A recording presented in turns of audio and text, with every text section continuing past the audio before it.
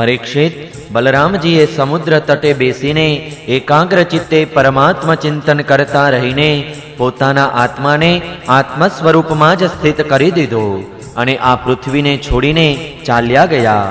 भगवान श्री कृष्णे जोयुं के मारा मोटा भाई बलरामजी परम पदमां लीन थई गया त्यारे तेओ एक पीपळाना वृक्ष नीचे जईने मौन धारण करी पृथ्वी पर ज बेसी गया। भगवान श्री कृष्णे ते समये पोतानी अंग कांतिथी देदीप्यमान चतुर्भुज रूप धारण कर्युं हतुं अने धुमाड़ा विनाना अग्निनी जेम दिशाओने प्रकाशित करी रह्या हता। वर्षाकाळना मेघ जेवा श्याम शरीरथी तपेला सोना जेवी ज्योति निकળી रही हती। वक्षस्थળ पर श्रीवत्सनु चिन्ह शोभी रह्યું હતું। તેમણે રેશમી પીતાંબર અને ખેશ ધારણ કર્યો હતો।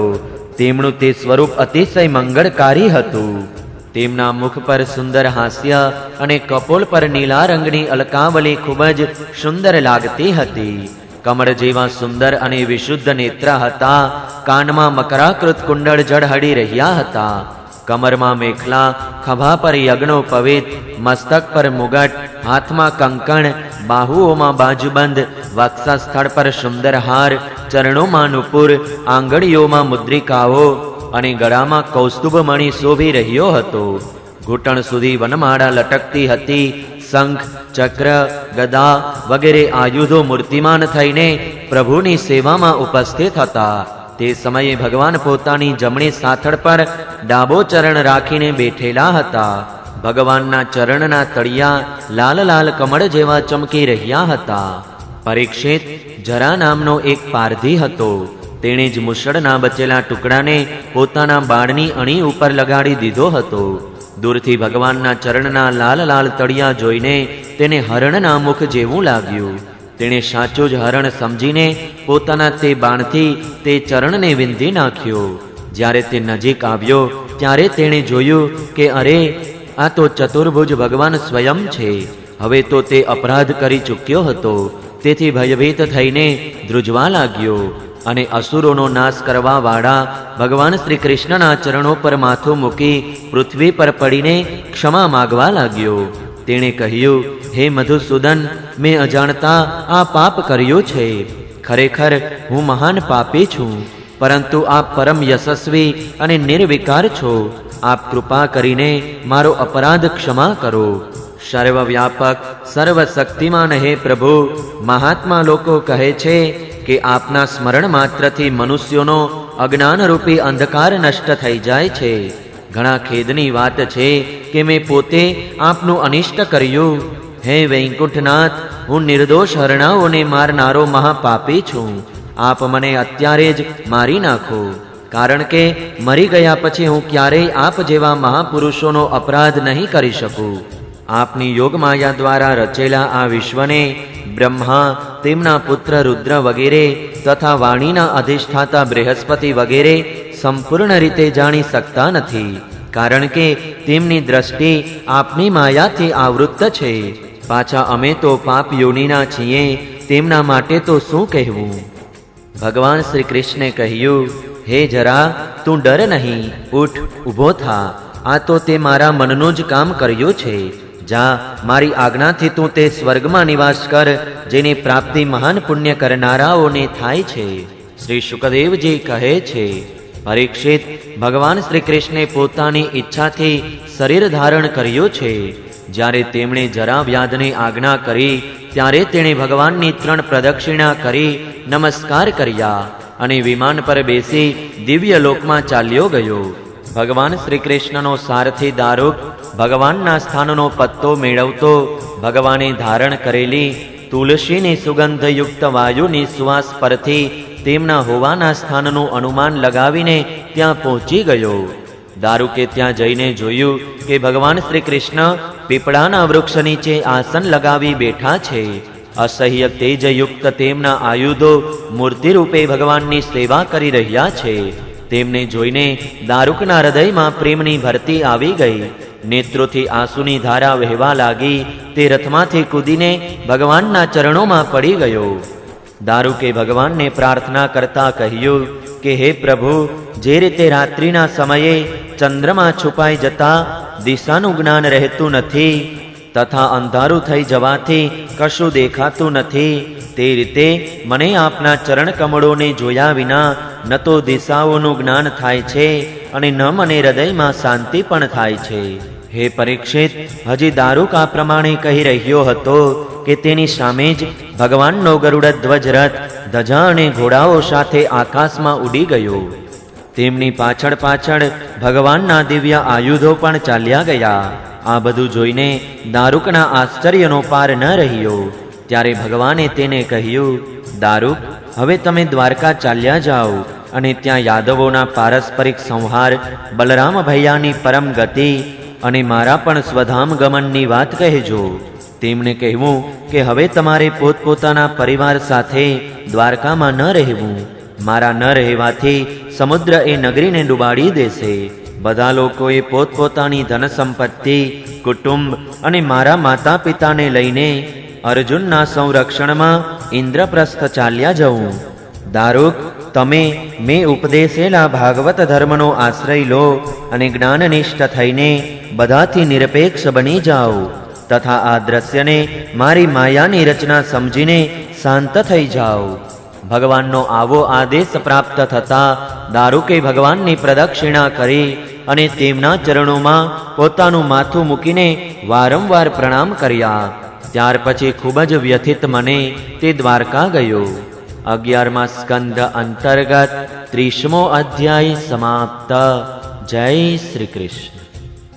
ઓમ નમો ભગવતે વાસુદેવાય. 31મો અધ્યાય શ્રી ભગવાનનું સ્વધામ ગમન. શ્રી સુખદેવજી કહે છે, પરીક્ષિત, દારૂકના ગયા પછી બ્રહ્માજી, શિવ પાર્વતી, ઇન્દ્રાદિ લોકપાલો, મરીચી વગેરે પ્રજાપતિઓ, મોટા મોટા ઋષિ મુનિ, પિતૃઓ, સિદ્ધો, નાગો, ગંધર્વો, વિદ્યાધરો, ચારણો, યક્ષ રાક્ષસો, કિન્નરો, અપ્સરાઓ, ગરુડ લોકના વિવિધ પક્ષીઓ તથા મૈત્રેય વગેરે બ્રાહ્મણો ભગવાનના પરમધામ પ્રસ્થાનને જોવા માટે ભારે ઉત્સાહ સાથે ત્યાં આવ્યા. તે બધા ભગવાન શ્રી કૃષ્ણના જન્મ અને લીલાઓનું ગાન અને વર્ણન કરી રહ્યા હતા. તેમના વિમાનોથી પૂરું આકાશ છવાઈ ગયું હતું. તેઓ ખૂબ ભક્તિથી ભગવાન પર પુષ્પોની વૃષ્ટિ કરી રહ્યા હતા. સર્વવ્યાપક ભગવાન શ્રી કૃષ્ણે પોતાની જ વિભૂતિ સ્વરૂપ લોક પિતામહ બ્રહ્માજીને, અન્ય દેવતાઓને અને ઋષિમુનિઓને પોતાના આત્મ સ્વરૂપમાં સ્થિત કરી કમળ જેવા નેત્રો બંધ કર્યા. ભગવાનનો મંગળમય વિગ્રહ ઉપાસકો માટે ધારણા અને ધ્યાનનો પરમ મંગળકારી આશ્રય છે. સમસ્ત લોકોનો પણ આશ્રય છે અને બધાને આનંદ પ્રદાન કરનાર છે. આ માટે ભગવાન પોતાના મંગળમય વિગ્રહને યોગ ધારણાના અગ્નિથી દગ્ધ કર્યા વિના જ સશરીર પોતાના ધામમાં ચાલ્યા ગયા. તે સમયે સ્વર્ગમાં નગારા વાગવા લાગ્યા અને આકાશમાંથી પુષ્પવૃષ્ટિ થવા લાગી. પરીક્ષિત, ભગવાન શ્રી કૃષ્ણની પાછળ પાછળ ભૂમિ પરથી સત્ય, ધર્મ, ધૈર્ય, કીર્તિ અને શ્રીદેવી પણ ચાલ્યા ગયા. ભગવાન શ્રી કૃષ્ણની ગતિ મન અને વાણીથી પર છે. તેથી તો ભગવાન જ્યારે પોતાના ધામમાં પ્રવેશ કરવા લાગ્યા ત્યારે બ્રહ્માદિ દેવતાઓ પણ તેમને જોઈ શક્યા નહીં. આ ઘટનાથી તેમને ભારે આશ્ચર્ય થયું. જે પ્રમાણે વીજળી આકાશમાં વાદળોમાંથી નીકળે છે અને તુરંત આકાશમાં વિલીન થઈ જાય છે, તેને કોઈ માણસ જોઈ શકતો નથી, તે જ પ્રમાણે ભગવાન શ્રી કૃષ્ણની નિજધામમાં પ્રવેશ કરવાની લીલાને જોવા માટે ત્યાં જેટલા પણ મોટા મોટા દેવતાઓ, ઋષિમુનિઓ આવ્યા હતા, કોઈ પણ જોઈ શક્યા નહીં. બ્રહ્માજી અને ભગવાન શંકર આદિ દેવતાઓ ભગવાનની આ પરમ યોગમય ગતિ જોઈને ભારે આશ્ચર્ય સાથે તેમની સ્તુતિ કરતા કરતા પોતપોતાના લોકમાં ચાલ્યા ગયા. પરીક્ષિત, જેમ નટ અનેક પ્રકારના સ્વાંગ લે છે પરંતુ તે બધાથી નિર્લેપ રહે છે, તે જ પ્રમાણે ભગવાનનો મનુષ્યની જેમ જન્મ લેવો અને પછી તેમનું અંતર્ધાન થઈ જવું, અનેક પ્રકારની લીલાઓ કરવી, આ બધું તેમની માયાનો વિલાસ જ છે, અભિનય જ છે. તેઓ સ્વયં આ જગતની રચના કરીને એમાં પ્રવેશ કરીને વિહાર કરે છે અને અંતમાં સંહાર લીલા કરીને બધાથી ઉપરત થઈને પોતાના અનંત મહિમામય સ્વરૂપમાં સ્થિત થઈ જાય છે. પ્રિય પરીક્ષિત, ભગવાન શ્રી કૃષ્ણ યમપુરીમાં ગયેલા ગુરુપુત્રને તેના તેજ મનુષ્ય શરીર સાથે પાછો લઈ આવ્યા. હે પરીક્ષિત, તમારું શરીર જે બ્રહ્માસ્ત્રથી બળી ચૂક્યું હતું તેને તેમણે જીવતું કરી દીધું. તેમણે કાલના પણ મહાકાલ શંકરને પણ યુદ્ધમાં જીતી લીધા. જરાવ્યાધ કે જેણે કેટલો ભયંકર અપરાધ કર્યો તેમ છતાં તેના અપરાધને ક્ષમા કરીને તેને સદેહે સ્વર્ગમાં મોકલી આપ્યો. તો શું સર્વસમર્થ પ્રભુ શ્રી કૃષ્ણ પોતાના શરીરને અહીં રાખી નહોતા શકતા? અવશ્ય રાખી શકતા હતા. તેમાં આશ્ચર્ય જ શું છે? ભગવાન શ્રી કૃષ્ણ સંપૂર્ણ જગતની ઉત્પત્તિ, સ્થિતિ અને સંહારના નિરપેક્ષ કારણ છે. સંપૂર્ણ શક્તિઓને ધારણ કરવા વાળા છે. તો પછી પોતાના શરીરને રાખવું તેમના માટે કોઈ મોટી વાત હતી? ભગવાને સંપૂર્ણ યાદવોનો સંહાર થઈ ગયા પછી પોતાના શરીરને પણ બચાવી લેવાની ઈચ્છા ન કરી. આટલી વિશાળ દ્વારકા નગરીનું ઐશ્વર્ય અને પોતાના કુટુંબ પ્રત્યે પૂર્ણ અનાસક્ત થઈને પોતાના દિવ્ય ધામમાં ગયા. મનુષ્ય શરીર દ્વારા યોગીએ કઈ રીતે પોતાના દિવ્ય ધામની યાત્રા કરવી જોઈએ? શું આ જ આચરણ શીખવવા માટે ભગવાને આવી લીલા કરી છે? અર્થાત યોગીઓ સિદ્ધિઓ દ્વારા પોતાના શરીરને બચાવી રાખવાની અને સંસાર, ઘર, પરિવાર વગેરેમાં રમણ કરવાની ઈચ્છા ન કરે, પૂર્ણ રૂપે અનાસક્ત થઈને પોતાના દિવ્યધામ એટલે કે પરમપદની યાત્રા કરે. જે મનુષ્ય પ્રાતઃકાળે ઉઠીને ભગવાન શ્રી કૃષ્ણના પરમધામ ગમનની આ કથાનું એકાગ્રતા અને ભક્તિ સાથે કીર્તન કરશે તેને ભગવાનનું તેજ સર્વશ્રેષ્ઠ પરમપદ પ્રાપ્ત થશે. આ બાજુ દારૂક ભગવાન શ્રી કૃષ્ણના વિરહમાં વ્યાકુળ થઈને દ્વારકા આવ્યા અને વસુદેવજી તથા ઉગ્રસેનના ચરણોમાં પડીને આંસુ વહાવવા લાગ્યા. પરીક્ષિત, પછી તેમણે પોતે સ્વસ્થ થઈને યાદવોના વિનાશનું પૂરેપૂરું વર્ણન કહી સંભળાવ્યું. તે સાંભળીને લોકો અત્યંત દુઃખી થયા અને શોકની પ્રબળતાથી મૂર્છિત થઈ ગયા. ભગવાન શ્રી કૃષ્ણના વિયોગથી વિહવળ થઈને તે લોકો માથા કૂટતા ત્યાં ગયા જ્યાં તેમના ભાઈ બાંધવો નિષ્પ્રાણ થઈને પડેલા હતા. દેવકી, રોહિણી અને વસુદેવજી પોતાના પ્રિય પુત્ર શ્રી કૃષ્ણ અને બલરામજીને ન જોઈ શોકાકુળ થઈ બેહોશ થઈ ગયા. તેમણે ભગવાનના વિરહથી વ્યાકુળ થઈને પોતાના પ્રાણ છોડી દીધા. અન્ય સ્ત્રીઓએ પોતપોતાના પતિઓના શવ ઓળખીને તેમને હૃદયે લગાડી દીધા અને તેમની સાથે ચિતા પર બેસીને ભસ્મ થઈ ગઈ. બલરામજીની પત્નીઓ તેમના શરીરને, વસુદેવજીની પત્નીઓ તેમના શબને અને ભગવાનની પુત્ર વધુઓ પોતાના પતિઓના શબ લઈને અગ્નિમાં પ્રવેશી ગઈ. ભગવાન શ્રી કૃષ્ણની રૂકમણી આદિ પટરાણીઓ ભગવાનના ધ્યાનમાં મગ્ન થઈને અગ્નિમાં પ્રવેશી ગઈ. પરીક્ષિત, અર્જુન પોતાના પ્રિયતમ અને મિત્ર એવા ભગવાન શ્રી કૃષ્ણના વિરહથી અત્યંત વ્યાકુળ થઈ ગયા. પછી તેમણે ભગવાનના ગીતા ઉપદેશનું સ્મરણ કરીને પોતાના મનને સંભાળી લીધું. યદુવંશના મૃત્યુ પામેલા વ્યક્તિઓને પિંડ આપનાર કોઈ ન હતું, તેથી તેમના શ્રાદ્ધ અર્જુને ક્રમશઃ કરાવ્યા. મહારાજ, ભગવાન ન રહેવાથી સમુદ્રે એકમાત્ર ભગવાન શ્રી કૃષ્ણના નિવાસ સ્થાનને છોડીને એક જ ક્ષણમાં સંપૂર્ણ દ્વારકા નગરીને ડૂબાડી દીધી. ભગવાન શ્રી કૃષ્ણનો ત્યાં સદા સર્વદા નિવાસ છે. તે સ્થાન સ્મરણ માત્રથી જ સઘળા પાપ તાપનો નાશ કરવા વાળું અને સર્વ મંગળોનું મંગળ છે. પ્રિય પરીક્ષિત, પિંડદાન પછી ત્યાં જે સ્ત્રીઓ અને વૃદ્ધ વગેરે બચી ગયા હતા તેમણે લઈને અર્જુન ઇન્દ્રપ્રસ્થ આવ્યા. ત્યાં બધાને યથાયોગ્ય વસાવીને અનિરુદ્ધના પુત્ર વજ્રનો મથુરા મંડળનો રાજ્યાભિષેક કરી દીધો. રાજન, તમારા પિતામહ યુધિષ્ઠિર વગેરે પાંડવોને અર્જુન દ્વારા એ વાત જાણવા મળી કે યદુવંશીઓનો સંહાર થઈ ગયો છે. ત્યારે તેઓ પોતાના પૌત્ર એવા તમને રાજ્યપદ પર બેસાડી હિમાલયની યાત્રા માટે નીકળી ગયા. મેં તમને દેવતાઓના પણ આરાધ્ય દેવ ભગવાન શ્રી કૃષ્ણની જન્મલીલા અને કર્મલીલા સંભળાવી. જે મનુષ્ય શ્રદ્ધા સાથે આનું સંકીર્તન કરે છે તે સમસ્ત પાપોથી મુક્ત થઈ જાય છે. પરીક્ષિત, આ શ્રીમદ ભાગવતજીમાં અને અન્ય પુરાણોમાં ગાયેલી કલ્યાણકારી અને મનોહર એવા શ્રી કૃષ્ણ પ્રભુની બાળ લીલા અને દિવ્ય લીલાઓ તેમજ અવતાર લીલાઓનું સંકીર્તન વગેરે જે કરે છે તે પરમહંસ મુનિઓ જેને પામી શકે તેવી ભગવાન શ્રી કૃષ્ણની પરાભક્તિ પામે છે. 11મા સ્કંધ અંતર્ગત 31મો અધ્યાય સમાપ્ત. 11મો સ્કંધ સમાપ્ત. જય શ્રી કૃષ્ણ. ઓમ નમો ભગવતે વાસુદેવાય. શ્રીમદ ભાગવત મહાપુરાણ 12મો સ્કંધ પહેલો અધ્યાય.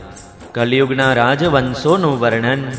રાજા પરીક્ષિતે પૂછ્યું, ભગવાન, કૃપા કરીને આપ મને એ જણાવો કે યદુવંશના અલંકાર રૂપ ભગવાન શ્રી કૃષ્ણ જ્યારે પોતાના પરમધામમાં પધાર્યા ત્યારે પૃથ્વી પર કયો વંશ આગળ વિસ્તાર પામ્યો તથા હવે કોનું રાજ્ય થશે? શ્રી સુખદેવજીએ કહ્યું, પ્રિય પરીક્ષિત, મેં તમને 9મા સ્કંધમાં એ વાત કરી હતી કે જરાસંઘના પિતા બૃહદ્રથના વંશમાં પુરંજય અથવા રિપુંજય અંતિમ રાજા થશે. તેના મંત્રીનું નામ સુનખ હશે.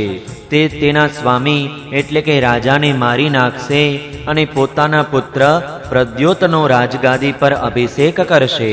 પ્રદ્યોતનો પુત્ર થશે પાલક, પાલકનો પુત્ર વિશાખયુપ, વિશાખયુપનો રાજક અને રાજકનો પુત્ર થશે નંદીવર્ધન. પ્રદ્યોત વંશમાં આ 5 રાજા થશે. તેઓ પ્રદ્યોતન નામથી ઓળખાશે.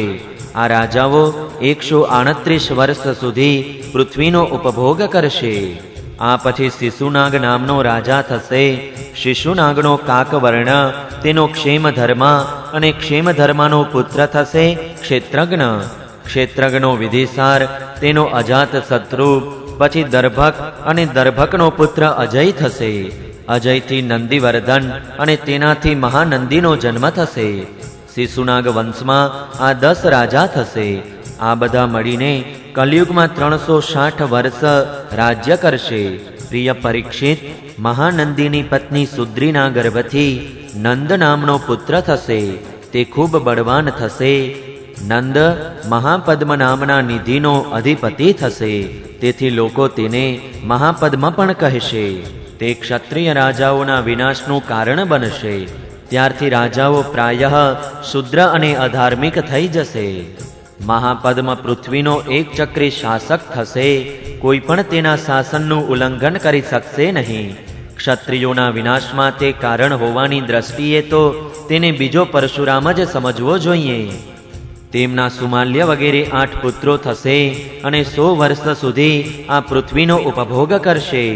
કૌટિલ્ય, વાત્સ્યાયન તથા ચાણક્યના નામથી પ્રસિદ્ધ એક બ્રાહ્મણ વિશ્વવિખ્યાત નંદ અને તેના સુમાલ્ય વગેરે 8 પુત્રોનો નાશ કરી નાખશે. તેમનો નાશ થઈ જતા કલયુગમાં મૌર્યવંશી રાજાઓ પૃથ્વીનું રાજ્ય કરશે. તે જ બ્રાહ્મણ સર્વપ્રથમ ચંદ્રગુપ્ત મૌર્યનો રાજાના પદ પર અભિષેક કરશે. ચંદ્રગુપ્તનો પુત્ર વારિસાર થશે અને વારિસારનો પુત્ર થશે અશોકવર્ધન. અશોકવર્ધનનો સુયસ નામનો પુત્ર થશે. સુયસનો સંગત, સંગતનો શાલીશુક અને શાલીશુકનો સોમશર્મા નામનો પુત્ર થશે. સોમશર્માનો શતધન્વા અને શતધન્વાનો પુત્ર બૃહદ્રથ થશે. કુરુવંશ વિભૂષણ પરીક્ષિત, મૌર્ય વંશના આ 10 રાજાઓ કલયુગમાં 138 વર્ષ સુધી પૃથ્વીનું રાજ્ય કરશે. બૃહદ્રથનો સેનાપતિ પુષ્યમિત્ર શુંગ થશે. તે પોતાના સ્વામીને મારીને પોતે જ રાજા બની જશે. પુષ્યમિત્રનો અગ્નિમિત્ર અને અગ્નિમિત્રનો સુજ્યેષ્ઠ થશે. સુજ્યેષ્ઠનો વસુમિત્ર, વસુમિત્રનો ભદ્રક અને ભદ્રકનો પુલિંદ, પુલિંદનો ઘોષ અને ઘોષનો વજ્રમિત્ર નામનો પુત્ર થશે. વજ્રમિત્રનો ભાગવત અને ભાગવતનો પુત્ર થશે દેવભૂતિ.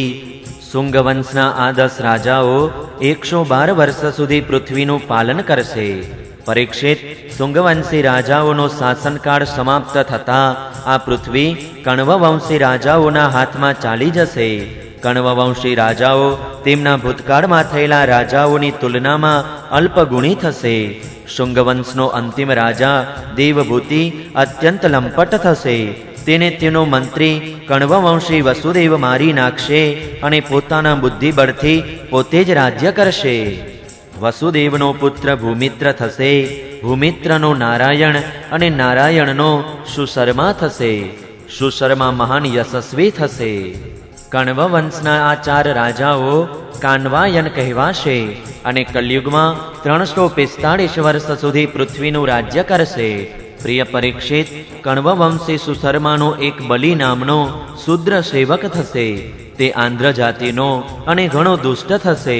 તે સુશર્માને મારીને થોડા સમય સુધી પૃથ્વીનું રાજ્ય કરશે.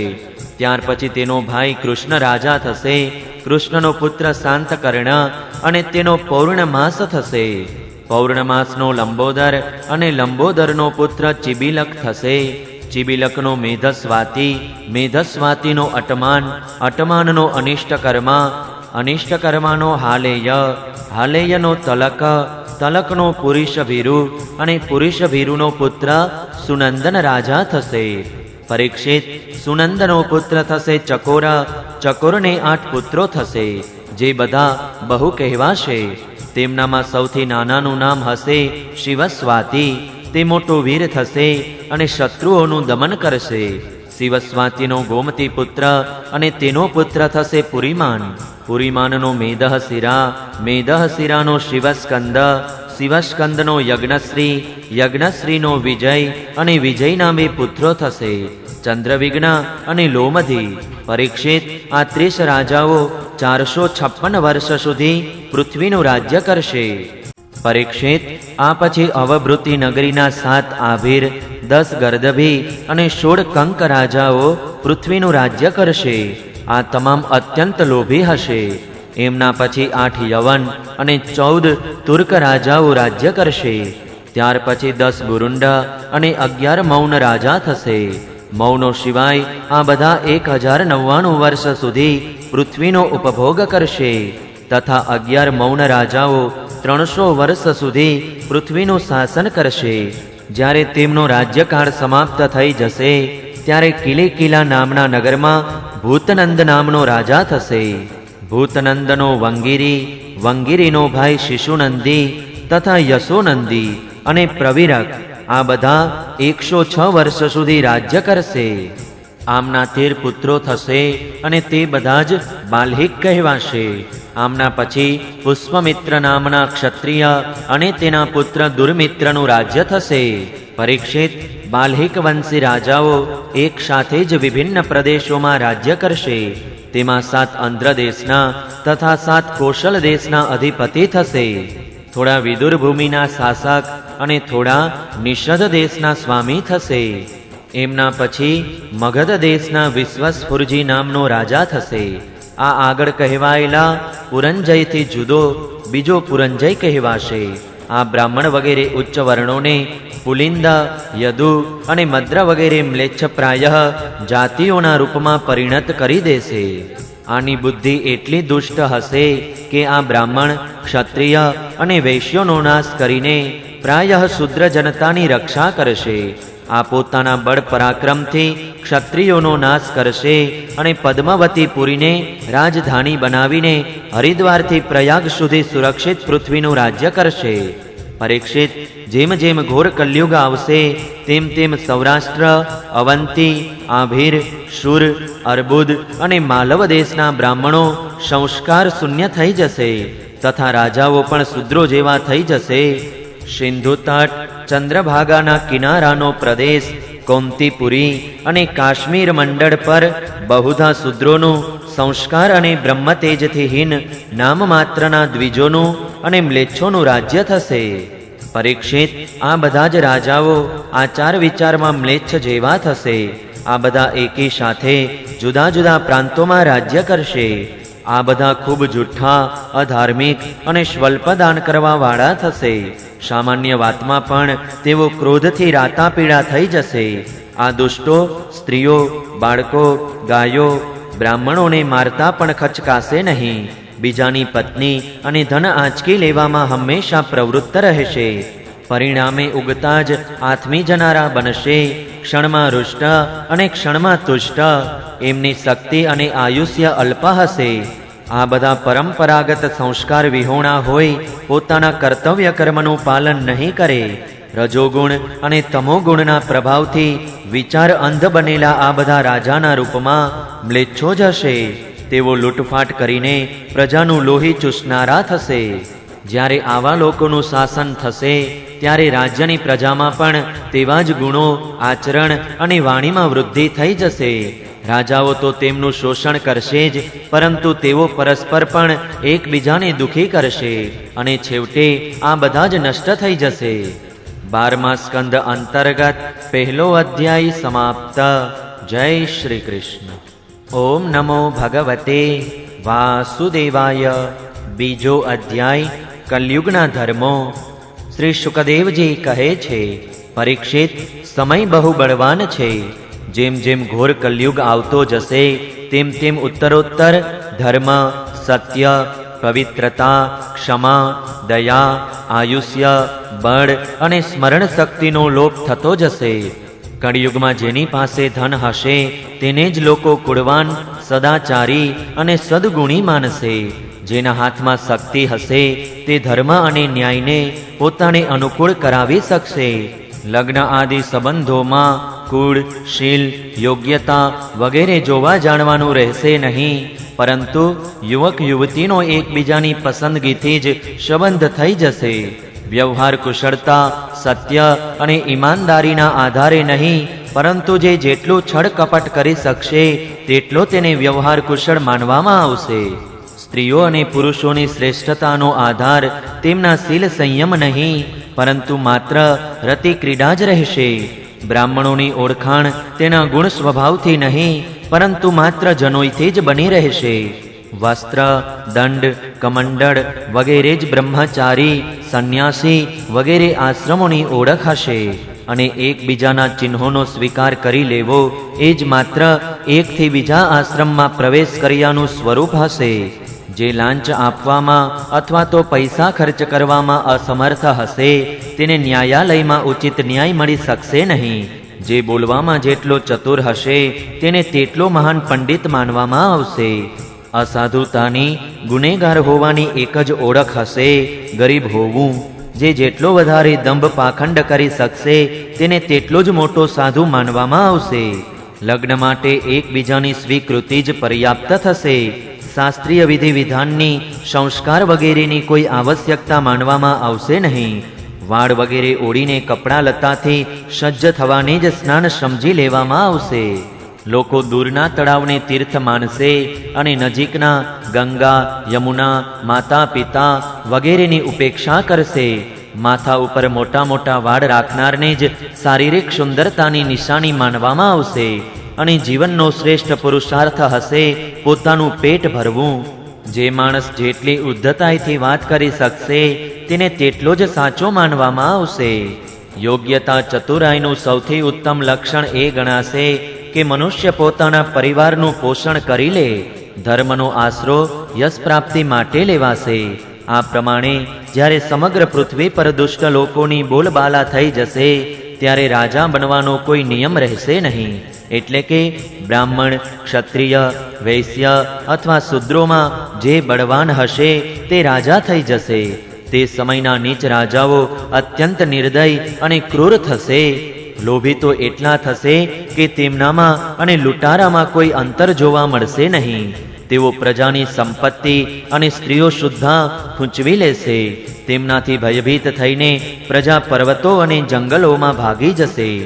તે સમયે પ્રજા જાત જાતના શાક, કંદમૂળ, માંસ, મદિરા, ફળ ફૂલ અને વૃક્ષોના ફૂલપાન ખાઈને પેટ ભરશે.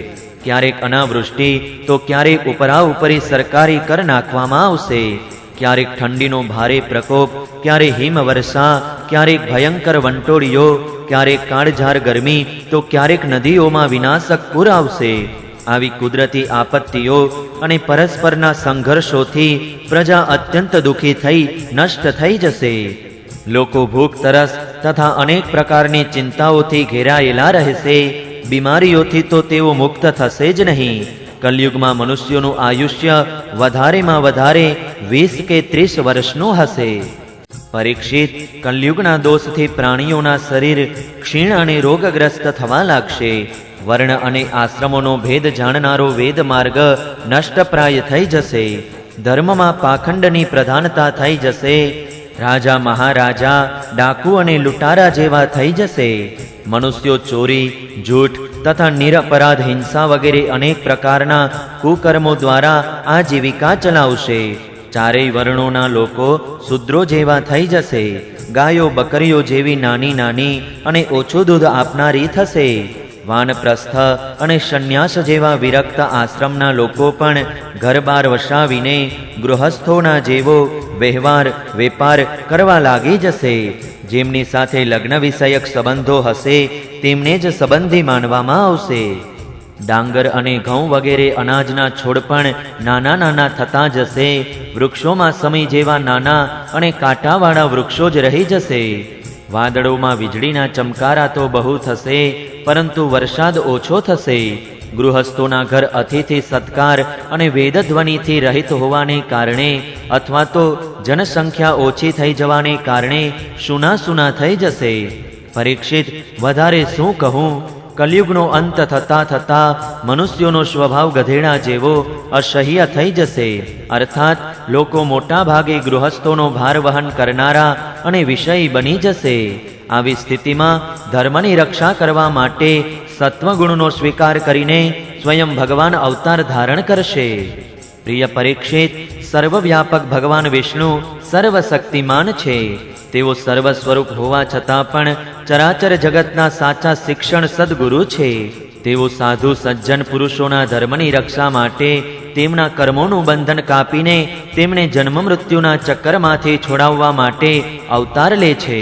તે સમયમાં શંભલ નામના ગામમાં વિષ્ણુયસ નામના એક શ્રેષ્ઠ બ્રાહ્મણ થશે. તેમનું હૃદય અત્યંત ઉદાર અને ભગવાનની ભક્તિથી પૂર્ણ હશે. તેમના ઘરે કલ્કી ભગવાન અવતાર લેશે. શ્રી ભગવાન જ અષ્ટસિદ્ધિઓના અને સમસ્ત સદગુણોના એકમાત્ર આશ્રય છે. સમગ્ર જગતના તેજ રક્ષક અને સ્વામી છે. તેઓ દેવદત્ત નામક શીઘ્રગામી ઘોડા પર બેસીને દુષ્ટોને તલવાર દ્વારા સીધા કરશે. તેમના રોમે રોમમાંથી અતુલનાત્મક તેજના કિરણો નીકળતા હશે. તેઓ પોતાના શીઘ્રગામી ઘોડા પર બેસીને પૃથ્વી ઉપર સર્વત્ર વિચરણ કરશે અને રાજાઓના વેશમાં છુપેલા કરોડો કરોડો ડાકુઓનો સંહાર કરશે. પ્રિય પરીક્ષિત, જ્યારે તમામ ડાકુઓનો સંહાર થઈ જશે ત્યારે દેશના સંપૂર્ણ પ્રજાના હૃદય પવિત્રતાથી પૂર્ણ થઈ જશે. કારણ કે કલ્કી ભગવાનના શરીરમાં રહેલા અંગરાગના સ્પર્શથી અત્યંત પવિત્ર બનેલો વાયુ તેમનો સ્પર્શ કરશે અને આ પ્રમાણે તેઓ ભગવાનના શ્રી વિગ્રહની દિવ્ય ગંધ પ્રાપ્ત કરી શકશે. તેમના પવિત્ર હૃદયમાં સત્વમૂર્તિ ભગવાન વાસુદેવ બિરાજશે અને પછી તેમના સંતાનો પૂર્વની જેમ હુષ્ટપુષ્ટ અને બળવાન થવા લાગશે. પ્રજાના નેત્રો અને મનને હરી લેનારા શ્રી હરિ સ્વયં ધર્મના રક્ષક અને સ્વામી છે. તે જ ભગવાન જ્યારે કલ્કી ભગવાનના રૂપમાં અવતાર લેશે તે જ સમયે સતયુગનો આરંભ થઈ જશે અને પ્રજાની સંતાન પરંપરા આપમેળે જ સત્વગુણથી યુક્ત થઈ જશે. જે સમયે ચંદ્રમા, સૂર્ય અને બૃહસ્પતિ એક જ સમયે એકી સાથે પુષ્ય નક્ષત્રના પ્રથમ પલમાં પ્રવેશ કરે છે અને એક રાશિ પર આવે છે, તે જ સમયે સતયુગનો આરંભ થાય છે. પરીક્ષિત, ચંદ્રવંશ અને સૂર્યવંશમાં જેટલા રાજાઓ થઈ ગયા અથવા હવે પછી થશે તે બધાનું મેં સંક્ષેપ્તમાં વર્ણન કર્યું. તમારા જન્મથી રાજા નંદના અભિષેક સુધી 1115 વર્ષનો સમય લાગશે. જે સમયે આકાશમાં સપ્તર્ષિઓનો ઉદય થાય છે તે સમયે પહેલા તેમનામાંથી 2 જ તારા દેખાય છે. તેમના મધ્ય ભાગમાં દક્ષિણોત્તર રેખા પર સમભાગમાં અશ્વિની વગેરે નક્ષત્રોમાંથી એક નક્ષત્ર દેખાય છે. તે નક્ષત્રની સાથે સપ્તર્ષિગણ મનુષ્યોની ગણતરીથી 100 વર્ષ સુધી રહેશે. તેઓ તમારા જન્મ વખતે અને અત્યારે પણ મઘા નક્ષત્રમાં સ્થિત છે. સ્વયં સર્વવ્યાપક સર્વશક્તિમાન ભગવાન જ શુદ્ધ સત્વમય વિગ્રહ સાથે શ્રી કૃષ્ણ રૂપે પ્રગટ થયા હતા. તેઓ જે સમયે પોતાની લીલા આટોપીને પરમધામમાં પધારી ગયા તે જ સમયે કલયુગે સંસારમાં પ્રવેશ કર્યો. તેના જ કારણે મનુષ્યોની મતિ ગતિ પાપ તરફ ઢળી ગઈ. જ્યાં સુધી લક્ષ્મીપતિ ભગવાન શ્રી કૃષ્ણ પોતાના ચરણ કમળો દ્વારા આ પૃથ્વીનો સ્પર્શ કરી રહ્યા હતા ત્યાં સુધી કલયુગ પૃથ્વી પર પોતાનો પગ જમાવી શક્યો નહીં. પરીક્ષિત, જે સમયે સપ્તર્ષિ મઘા નક્ષત્ર પર વિચરણ કરતા રહે છે તે જ સમયે કલયુગનો આરંભ થાય છે. કલયુગનો કાળ એટલે કે આયુષ્ય દેવતાઓની વર્ષ ગણતરી પ્રમાણે 1200 વર્ષનો એટલે કે મનુષ્યના 4,32,000 વર્ષનો છે. જે સમયે સપ્તર્ષિ મઘા નક્ષત્રને છોડીને પૂર્વાષાઢામાં ચાલ્યા ગયા હશે તે સમયે રાજા નંદનું રાજ્ય રહેશે. ત્યારથી કલયુગની વૃદ્ધિ શરૂ થશે. પુરાતત્વવેત્તા ઐતિહાસિક વિદ્વાનોનું કહેવું છે કે જે દિવસે ભગવાન શ્રી કૃષ્ણે પોતાના પરમધામ માટે પ્રયાણ કર્યું તે દિવસથી કલયુગનો પ્રારંભ થઈ ગયો. પરીક્ષિત, જ્યારે દેવતાઓની વર્ષગણના મુજબ 1000 વર્ષો વીતી જશે ત્યારે કલયુગના અંતિમ દિવસોમાં ફરીથી કલ્કી ભગવાનની કૃપાથી મનુષ્યોના મનમાં સાત્વિકતાનો સંચાર થશે. લોકો પોતાના વાસ્તવિક સ્વરૂપને જાણી શકશે અને ત્યારથી સતયુગનો આરંભ થશે. પરીક્ષિત, મેં તો તમારી સામે માત્ર મનુવંશનું અને તે પણ સંક્ષિપ્તમાં વર્ણન કર્યું. જે પ્રમાણે મનુવંશની ગણતરી થાય છે તે જ પ્રમાણે દરેક યુગમાં બ્રાહ્મણ, વૈશ્ય અને શૂદ્રોની પણ વંશ પરંપરા સમજવી જોઈએ. જે પુરુષો અને મહાત્માઓનું વર્ણન મેં તમારી સામે કર્યું છે હવે માત્ર નામથી જ તેમની ઓળખ રહી ગઈ છે. હવે તેઓ હયાત નથી, માત્ર તેમની કથા જ શેષ રહી છે. હવે તેમની કીર્તિ જ જ્યાં ત્યાં સાંભળવા મળે છે. ભીષ્મ પિતામહના પિતા રાજા સંતનુના ભાઈ દેવાપી અને ઇક્ષ્વાકુ વંશના મરુ અત્યારે કલાપ નામના ગામમાં સ્થિત છે. તેઓ મહાન યોગબળથી યુક્ત છે. કલયુગના અંતમાં કલ્કી ભગવાનની આજ્ઞાથી તેઓ પાછા અહીં આવશે અને પૂર્વવત વર્ણાશ્રમ ધર્મનો વિસ્તાર કરશે. સતયુગ, ત્રેતા, દ્વાપર અને કળિયુગ આ જ 4 યુગ છે. આ ચારેય યુગો પૂર્વોક્ત ક્રમ પ્રમાણે પોતપોતાના સમયે પૃથ્વીના પ્રાણીઓને પ્રભાવિત કરે છે. પરીક્ષિત, મેં તમારી સમક્ષ જે રાજાઓનું વર્ણન કર્યું છે તે બધા અને તે સિવાયના બીજા રાજાઓ પણ આ પૃથ્વીને મારી કરતા રહ્યા, પરંતુ અંતે મરીને ધૂળ ભેગા થઈ ગયા. આ શરીરને ભલેને કોઈ રાજા કહી દે, પરંતુ અંતે તો તે કીડા, વિષ્ટા અથવા રાખના રૂપમાં જ પરિણત થઈ જશે, રાખોડી જ બની જશે. આ શરીર માટે અથવા તેના સંબંધીઓ માટે જે કોઈ પણ પ્રાણીને સતાવે છે તે ન તો પોતાના સ્વાર્થને જાણે છે કે ન પરમાર્થને જાણે છે. કેમ કે પ્રાણીને સતાવવું એ તો નરકનું દ્વાર છે. તે લોકો એવું જ વિચાર કરે છે કે મારા દાદા પરદાદા આ અખંડ ભૂમંડળનું શાસન કરતા હતા અને હવે આ કોઈ પણ રીતે મારે આધીન બની રહે અને મારા પછી મારા પુત્ર પૌત્રો, મારા વંશજો જ કોઈ પણ રીતે આ પૃથ્વીનો ઉપભોગ કરે. તે મૂર્ખાઓ આ અગ્નિ, જળ અને માટીથી બનેલા શરીરને પોતાની સંપત્તિ માની બેસે છે અને ખૂબ અભિમાન સાથે ડીંગ હાંકે છે. આ પૃથ્વી મારી છે. છેવટે તેઓ શરીર સાથે પૃથ્વી બંને છોડીને પોતે જ અદ્રશ્ય થઈ જાય છે. પ્રિય પરીક્ષિત, જે રાજાઓ મોટા ઉત્સાહ અને બળ પરાક્રમથી આ પૃથ્વીના ઉપભોગમાં રાજતા હતા તે બધાને કાળે પોતાના વિકરાળ મોઢામાં પકડીને દબાવી દીધા. હવે ઇતિહાસમાં માત્ર તેમની વાતો જ રહી ગઈ છે. 12મા સ્કંદ અંતર્ગત 2જો અધ્યાય સમાપ્ત. જય શ્રી કૃષ્ણ. ઓમ નમો ભગવતે વાસુદેવાય. 3જો અધ્યાય રાજ્ય, યુગ ધર્મ અને કળિયુગના દોષોથી બચવાનો ઉપાય. નામ સંકીર્તન. શ્રી શુકદેવજી કહે છે, પરીક્ષિત, જ્યારે પૃથ્વી જુએ છે કે રાજાઓ મારા ઉપર વિજય પ્રાપ્ત કરવા માટે અધીરા બની રહ્યા છે ત્યારે તે હસવા લાગે છે અને કહે છે કે કેટલા આશ્ચર્યની વાત છે કે આ રાજાઓ જે પોતે મૃત્યુના રમકડા છે, મને જીતવાની ઈચ્છા રાખે છે. રાજાઓથી એ વાત અજાણી નથી કે તેઓ એકને એક દિવસ મરી જશે, તેમ છતાં મને જીતવાની વ્યર્થ કામના કરે છે. ખરેખર આવી કામનાથી અંધ બનેલા હોવાથી જ તેઓ પાણીના પરપોટા જેવા આ શરીર પર ભરોસો કરીને છેવટે છેતરાઈ જાય છે. તેઓ વિચાર કરે છે કે અમે પ્રથમ મન સહિત અમારી પાંચેય ઇન્દ્રિયો પર વિજય પ્રાપ્ત કરીશું, પોતાની અંદર રહેતા શત્રુઓને વશમાં કરીશું, કેમ કે તેમને જીત્યા વિના બહારના શત્રુઓને જીતવા મુશ્કેલ છે. ત્યાર પછી અમારા શત્રુઓના મંત્રીઓ, પ્રધાનો, નાગરિકો, નેતાઓ અને સઘળા સૈન્યને પણ વશમાં કરી લેશું. જે કોઈ પણ અમારા વિજય પથ પર કાંટા વાવશે તેને અમે અવશ્ય જીતી લઈશું. આ પ્રમાણે ધીરે ધીરે ક્રમશઃ પૂરી પૃથ્વી અમારે આધીન થઈ જશે અને પછી તો સમુદ્ર સુધી અમારા રાજ્યની સીમા બની રહેશે. આ પ્રમાણે તેઓ પોતાના મનમાં અનેક આશાઓના મિનારા ચણે છે અને તેમને એ વાત બિલકુલ સૂઝતી નથી કે તેમના માથા પર કાળ બેઠેલો છે. એટલું જ નહીં, જ્યારે એક દ્વીપ તેમના વશમાં થઈ જાય છે ત્યારે તેઓ બીજા દ્વીપ પર વિજય પ્રાપ્ત કરવા મોટી શક્તિ અને ઉત્સાહ સાથે સમુદ્રની યાત્રા કરે છે. પોતાના મનને, ઇન્દ્રિયોને વશ કરીને લોકો મુક્તિ મેળવે છે, પરંતુ આ લોકો તે બધાને વશ કરીને પણ માત્ર નાનકડો પૃથ્વીનો ટુકડો જ પ્રાપ્ત કરે છે. આટલો પરિશ્રમ અને આત્મસંયમનું આ કેટલું તુચ્છ ફળ છે.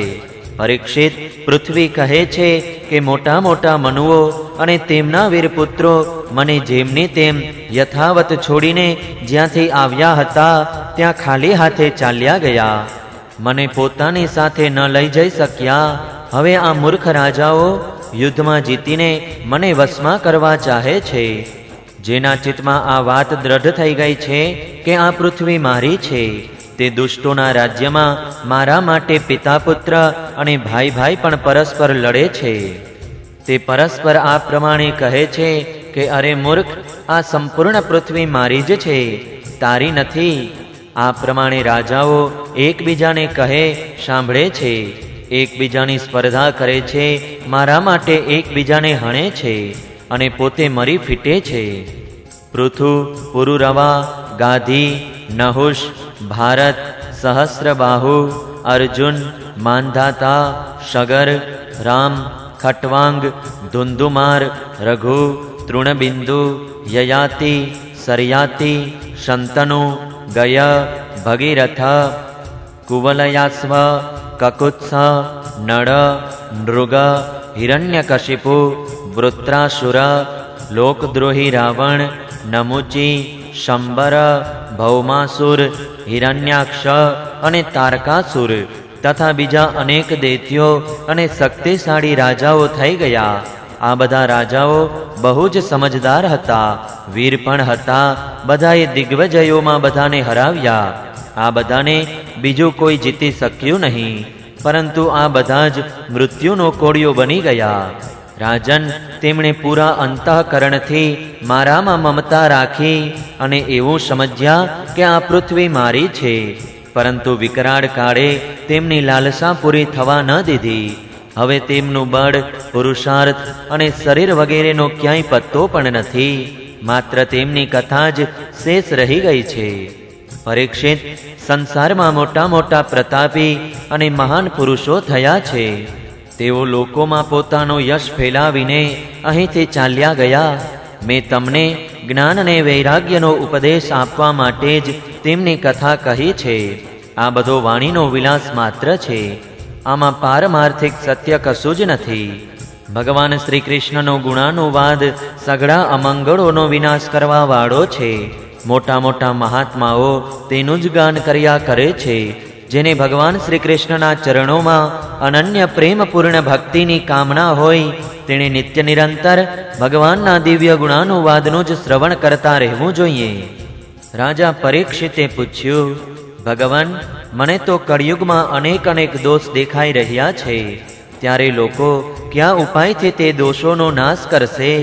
આ સિવાય યુગોનું સ્વરૂપ, તેમના ધર્મો, કલ્પની સ્થિતિ અને પ્રલયકાળનું પ્રમાણ તથા સ્થિતિકાળનું પ્રમાણ કે જે સર્વવ્યાપક સર્વશક્તિમાન કાળમૂર્તિ ભગવાન વિષ્ણુની ગતિરૂપ છે તેનું જેવું છે તેવું વર્ણન કરવાની કૃપા કરો.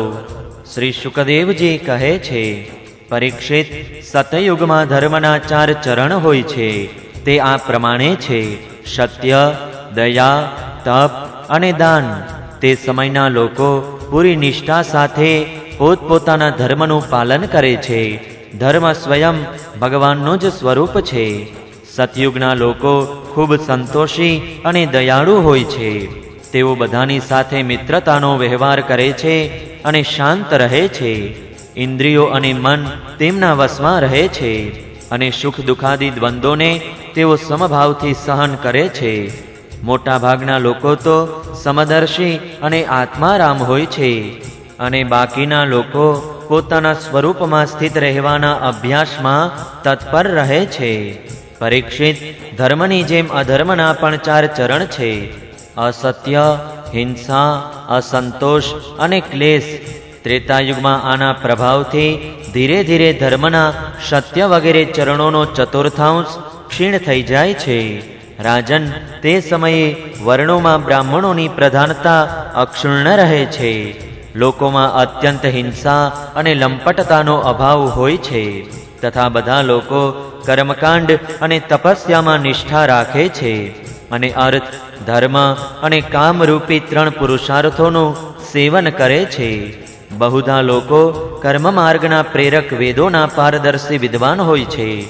દ્વાપર યુગમાં હિંસા, અસંતોષ, અસત્ય અને દ્વેષ, અધર્મની વૃદ્ધિ થઈ જાય છે તથા આના કારણે ધર્મના 4 ચરણ એટલે કે તપસ્યા, સત્ય, દયા અને દાન અડધા ક્ષીણ થઈ જાય છે. તે સમયના લોકો મોટા યશસ્વી, કર્મકાંડી અને વેદોના અધ્યયન અધ્યાપનમાં ખૂબ તત્પર રહે છે. તે સમયના લોકો વિશાળ કુટુંબવાળા હોય છે. મોટા ભાગે લોકો ધનવાન અને સુખી હોય છે. તે સમયે વર્ણોમાં ક્ષત્રિયો અને બ્રાહ્મણોની પ્રધાનતા રહે છે. કળિયુગમાં તો અધર્મ ખૂબ વધી જાય છે. તેના કારણે ધર્મના 4 ચરણ ક્ષીણ થવા લાગે છે અને તેમનો ચતુર્થાંશ જ બચે છે. અંતમાં તો તે ચતુર્થાંશનો પણ લોપ થઈ જાય છે. કળિયુગમાં લોકો લોભી, દુરાચારી અને કઠોર હૃદયના હોય છે. તેઓ કારણ વિના એકબીજા સાથે વેર બાંધે છે તથા લાલસા તૃષ્ણાના તરંગોમાં ખેંચાતા રહે છે. તે સમયના અભાગ્યા લોકોમાં શુદ્રો, કેવટ વગેરેની જ પ્રધાનતા રહે છે. બધા પ્રાણીઓમાં 3 ગુણ હોય છે: સત્વ, રજ અને તમ. કાળની પ્રેરણાથી અવારનવાર શરીર, પ્રાણ અને મનમાં તેમનો હ્રાસ અને વિકાસ પણ થયા કરે છે. જે સમયે મન, બુદ્ધિ અને ઇન્દ્રિયો સત્વગુણમાં સ્થિત થઈને પોતપોતાનું કાર્ય કરે છે ત્યારે સતયુગ સમજવો જોઈએ. સત્વગુણની પ્રધાનતા હોય ત્યારે મનુષ્ય જ્ઞાન અને તપસ્યામાં અધિક રુચિ રાખવા લાગે છે. જે સમયે લોકોની પ્રવૃત્તિ અને રુચિ ધર્મ, અર્થ અને લૌકિક પારલૌકિક સુખ ભોગ તરફ રહે છે તથા શરીર, મન અને ઇન્દ્રિયો રજોગુણમાં સ્થિત થઈને કાર્ય કરવા લાગે છે. બુદ્ધિમાન પરીક્ષિત, ત્યારે સમજવું જોઈએ કે તે સમયે ત્રેતાયુગ પોતાના કાર્યમાં પ્રવૃત્ત છે. જે સમયે લોભ, અસંતોષ, અભિમાન, દંભ અને મત્સર વગેરે દોષોની બોલબાલા હોય અને મનુષ્ય ખૂબ ઉત્સાહ અને રુચિ સાથે સકામ કર્મોમાં જોડાવવા ઈચ્છે છે તે સમયે દ્વાપર યુગ સમજવો જોઈએ. નિયંત્રણ વિના જ રજોગુણ અને તમોગુણના મિશ્રણની પ્રધાનતાનું નામ જ દ્વાપર યુગ છે. જે સમયે જૂઠ, કપટ, તંદ્રા, નિદ્રા, હિંસા, વિષાદ, શોક, મોહ, ભય અને દીનતાની પ્રધાનતા હોય તેને તમોગુણ પ્રધાન કળિયુગ સમજવો જોઈએ.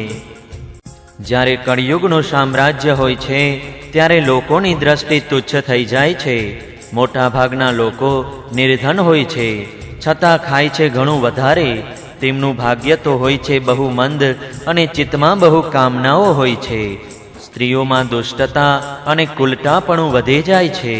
પૂરા દેશમાં ગામે ગામ લૂંટારાઓની પ્રધાનતા અને વિપુલતા થઈ જાય છે. પાખંડી લોકો નવા નવા સંપ્રદાયો સ્થાપીને મનસ્વી રીતે વેદોનું અર્થઘટન કરવા માંડે છે અને આ રીતે તેમને કલંકિત કરે છે. રાજા કહેવાતા લોકો પ્રજાની બધી કમાણી હડપ કરીને તેમણે ચૂસવા લાગે છે. બ્રાહ્મણોના નામે ઓળખાતા જીવો પેટ ભરવા અને જનેન્દ્રિયને તૃપ્ત કરવામાં જ પ્રવૃત્ત રહે છે. બ્રહ્મચારી લોકો બ્રહ્મચર્યથી વંચિત અને અપવિત્ર થતા જાય છે. ગૃહસ્થો બીજાને ભિક્ષા આપવાને બદલે સ્વયં ભીખ માગવા લાગે છે. વાનપ્રસ્થીઓ ગામમાં નિવાસ કરવા લાગે છે અને સંન્યાસીઓ ધનના અત્યંત લોભી અર્થ પિચાશ થઈ જાય છે. સ્ત્રીઓનો આકાર તો નાનો થઈ જાય છે, પરંતુ તેમની ભૂખ વધી જાય છે. તેઓ બહુ સંતાનોને જન્મ આપે છે અને પોતાની કુળ મર્યાદાનું ઉલ્લંઘન કરીને લાજ મર્યાદાનો કે જે તેમનું ભૂષણ છે ત્યાગ કરી બેસે છે. તેઓ હંમેશા કટુભાષી, ચોરી તથા કપટ કરવામાં બહુ નિપુણ થઈ જાય છે. તેમનામાં સાહસ પણ બહુ વધી જાય છે. કલયુગના વેપારીઓના હૃદય અત્યંત ક્ષુદ્ર થઈ જાય છે. તેઓ કોડી કોડીને ગળે વળગાડી પાય પાય માટે છેતરપિંડી કરવા લાગે છે. વધારે તો શું, આફત ન હોવા છતાં પણ તથા ધનવાન હોવા છતાં પણ તેઓ નિમ્ન સ્તરનો વેપાર કે જેની સત્પુરુષો નિંદા કરે છે તેને ઉચિત સમજીને અપનાવી લે છે. સ્વામી ચાહે સર્વશ્રેષ્ઠ કેમ ન હોય, જ્યારે સેવક લોકો જુએ છે કે એની પાસે સંપત્તિ નથી ત્યારે તેને છોડીને ચાલ્યા જાય છે. સેવક ભલે ગમે તેટલો જૂનો કેમ ન હોય, પરંતુ તે જ્યારે કોઈ વિપત્તિમાં આવી જાય છે ત્યારે માલિક તેને છોડી દે છે. વધારે શું કહું, જ્યારે ગાયો દૂધ આપવાનું બંધ કરી દે છે ત્યારે લોકો તેમનો પણ પરિત્યાગ કરી દે છે. પ્રિય પરીક્ષિત, કળિયુગના લોકો અત્યંત લંપટ થઈ જાય છે. તેઓ પોતાની કામ વાસનાને તૃપ્ત કરવા માટે જ કોઈની સાથે પ્રેમ કરે છે. તેઓ વિષય વાસનાને વશીભૂત થઈને એટલા પામર બની જાય છે કે મા બાપ, ભાઈ બંધુ અને મિત્રને પણ છોડીને માત્ર પોતાના સાડા અને સાડીની જ સલાહ લેવા માંડે છે. શૂદ્રો તપસ્વીઓનો વેશ ધારણ કરીને પોતાનું પેટ ભરે છે અને દાન લેવા લાગે છે. જેને ધર્મનો રતિભાર પણ જ્ઞાન નથી, તેઓ ઊંચા સિંહાસન પર બેસીને ધર્મનો ઉપદેશ આપે છે. પ્રિય પરીક્ષિત, કળિયુગના લોકો દુષ્કાળ પડવાથી અત્યંત ભયભીત અને દુઃખી થઈ જાય છે. એક બાજુ દુકાળ અને બીજી બાજુ શાસકો દ્વારા આકરા કરવેરા. પ્રજાના શરીરો માત્ર હાડપિંજર અને તેમના મનમાં માત્ર ઉદ્વેગ જ શેષ રહે છે. પ્રાણોની રક્ષા માટે તેમને રોટલાનો ટુકડો મેળવવો પણ કઠણ થઈ જાય છે. કલયુગમાં લોકો શરીર ઢાંકવા કપડું અને જઠરાગ્નિ શાંત કરવા માટે રોટલો, પીવા માટે પાણી અને સૂવા માટે બે હાથ જમીનથી પણ વંચિત થઈ જશે. તે પ્રજા માટે દાંપત્ય જીવન, સ્નાન અને આભૂષણો પહેરવા સુધીની કોઈ સુવિધા હોતી નથી. લોકોની આકૃતિ, પ્રકૃતિ અને ચેષ્ટાઓ પિશાચ જેવી થઈ જાય છે. કલયુગમાં લોકો ખૂબ સંપત્તિ માટે તો ઠીક, બે ચાર કોડી માટે પણ પરસ્પર વેર વિરોધ કરીને લાંબા સમયથી ચાલી આવતા સદભાવ તથા મિત્રતાને તિલાંજલિ આપી દે છે. એટલું જ નહીં, તેઓ દમડી દમડી માટે પોતાના સગા સંબંધીઓની પણ હત્યા કરીને પોતાના પ્રિય પ્રાણોથી હાથ ધોઈ બેસે છે. પરીક્ષિત, કળિયુગના ક્ષુદ્ર પ્રાણીઓ માત્ર કામ વાસના સંતોષવા અને પેટ ભરવામાં જ વ્યસ્ત રહે છે. પુત્ર પોતાના વૃદ્ધ મા બાપનું પાલન પોષણ અને રક્ષણ કરતો નથી, બલકે તેમની ઉપેક્ષા કરે છે. અને પિતા પણ પોતાના સમક્ષ અને સર્વકાયમાં યોગ્યતા ધરાવતા પુત્રની પણ પરવા ન કરી તેને પોતાનાથી અલગ કરી દે છે. પ્રિય પરીક્ષિત, શ્રી ભગવાન ચરાચર જગતના પિતા અને પરમ ગુરુ છે. ઇન્દ્ર, બ્રહ્મા વગેરે ત્રિલોકના અધિપતિ તેમના ચરણોમાં પોતાનું મસ્તક નમાવીને સર્વસ્વ સમર્પણ કરતા રહે છે. તેમનું ઐશ્વર્ય અનંત છે અને તેઓ અખંડ રૂપે પોતાના સ્વરૂપમાં સ્થિત છે. પરંતુ કળિયુગના લોકો પાખંડને કારણે ભેદબુદ્ધિવાળા અને ચંચળ ચિત્તના બની જવાથી મોટા ભાગે ભગવાનની પૂજાથી વિમુખ થઈ જાય છે. મનુષ્ય મૃત્યુ સમયે વિવસ્થાની સ્થિતિમાં અથવા પડવા આથડવા સમયે પણ અસહાય બનીને પણ જો ભગવાનના કોઈ એક નામનું ઉચ્ચારણ કરે છે તો તેના બધા કર્મબંધનો કપાઈ જાય છે અને તેને ઉત્તમોત્તમ ગતિ પ્રાપ્ત થાય છે. પરંતુ અરે રે કળિયુગના પ્રભાવથી લોકો તે ભગવાનની આરાધનાથી વિમુખ થઈ જાય છે. પરીક્ષિત, કળિયુગના અનેક દોષ છે. તમામ પદાર્થો પણ દૂષિત થઈ જાય છે. બધા દોષોનો મૂળ સ્ત્રોત તો અંતઃકરણ જ છે. પરંતુ જ્યારે પુરુષોત્તમ ભગવાન હૃદયમાં આવીને બિરાજે છે ત્યારે તેમની ઉપસ્થિતિ માત્રથી બધા જ દોષો નષ્ટ થઈ જાય છે. ભગવાનના રૂપ, ગુણ, લીલા, ધામ અને નામના શ્રવણ, સંકીર્તન, ધ્યાન, પૂજન અને આદરથી તેઓ મનુષ્યના હૃદયમાં આવીને બેસી જાય છે. અને પછી એક બે જન્મોના પાપોની તો વાત સી, હજારો જન્મોના પાપોના સમૂહને ક્ષણવારમાં ભસ્મ કરી દે છે. જેમ સોના સાથે મળીને અગ્નિ તેમાં રહેલી અન્ય ધાતુઓના મલિનતા વગેરે દોષોને નષ્ટ કરી દે છે, તે જ પ્રમાણે સાધકોના હૃદયમાં રહીને ભગવાન વિષ્ણુ તેમના અશુભ સંસ્કારોને હંમેશને માટે ખતમ કરી નાખે છે. પરીક્ષિત, વિદ્યા, તપસ્યા, પ્રાણાયામ, સમસ્ત પ્રાણીઓમાં સદભાવ, તીર્થસ્નાન, વ્રત, દાન અને જપ વગેરે કોઈ પણ સાધનથી મનુષ્યના અંતઃકરણની એવી વાસ્તવિક શુદ્ધિ થતી નથી જેવી શુદ્ધ ભગવાન પુરુષોત્તમ તેમના હૃદયમાં બિરાજમાન થઈ જવાથી થાય છે. પરીક્ષિત, હવે તમારા મૃત્યુનો સમય નજીક આવી રહ્યો છે. હવે તમે સાવધાન થઈ જાઓ. તમારી પૂરી શક્તિથી અને અંતઃકરણની તમામ વૃત્તિઓથી ભગવાન શ્રી કૃષ્ણને પોતાના હૃદય સિંહાસન પર બિરાજમાન કરી દો. આમ કરવાથી તમને અવશ્ય પરમ ગતિ પ્રાપ્ત થશે. જે લોકો મૃત્યુની નજીક પહોંચી રહ્યા છે તેમણે બધી રીતે પરમ ઐશ્વર્યશાળી ભગવાનનું જ ધ્યાન કરવું જોઈએ. પ્રિય પરીક્ષિત, બધાના પરમ આશ્રય શરૂઆતમાં ભગવાન પોતાનું ધ્યાન કરનારને પોતાના સ્વરૂપમાં લીન કરી દે છે. તેને પોતાનું સ્વરૂપ જ બનાવી દે છે. પરીક્ષિત, આમ તો કળિયુગ દોષોનો ભંડાર છે, પરંતુ તેમાં એક બહુ મોટો ગુણ છે. તે ગુણ એ છે કે કલયુગમાં ભગવાન શ્રી કૃષ્ણનું માત્ર સંકીર્તન કરવાથી જ તમામ આસક્તિઓ છૂટી જાય છે અને પરમાત્માની પ્રાપ્તિ થઈ જાય છે. સત્યયુગમાં ભગવાનનું ધ્યાન કરવાથી, ત્રેતાયુગમાં મોટા મોટા યજ્ઞો દ્વારા તેમની આરાધના કરવાથી અને દ્વાપર યુગમાં વિધિપૂર્વક ભગવાનની સેવા પૂજા કરવાથી જે ફળ મળે છે તે કલયુગમાં માત્ર ભગવાનના નામનું કીર્તન કરવાથી જ પ્રાપ્ત થઈ જાય છે. 12મા સ્કંદ અંતર્ગત 3જો અધ્યાય સમાપ્ત. જય શ્રી કૃષ્ણ.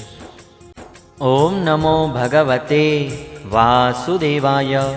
ચોથો અધ્યાય 4 પ્રકારના પ્રલય.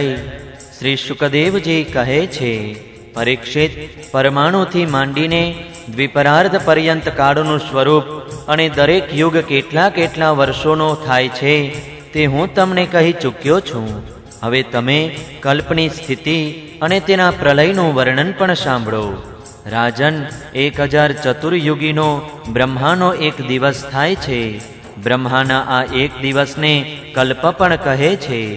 એક કલ્પમાં 14 મનુ થાય છે. કલ્પના અંતમાં એટલા જ સમય સુધી પ્રલય પણ રહે છે.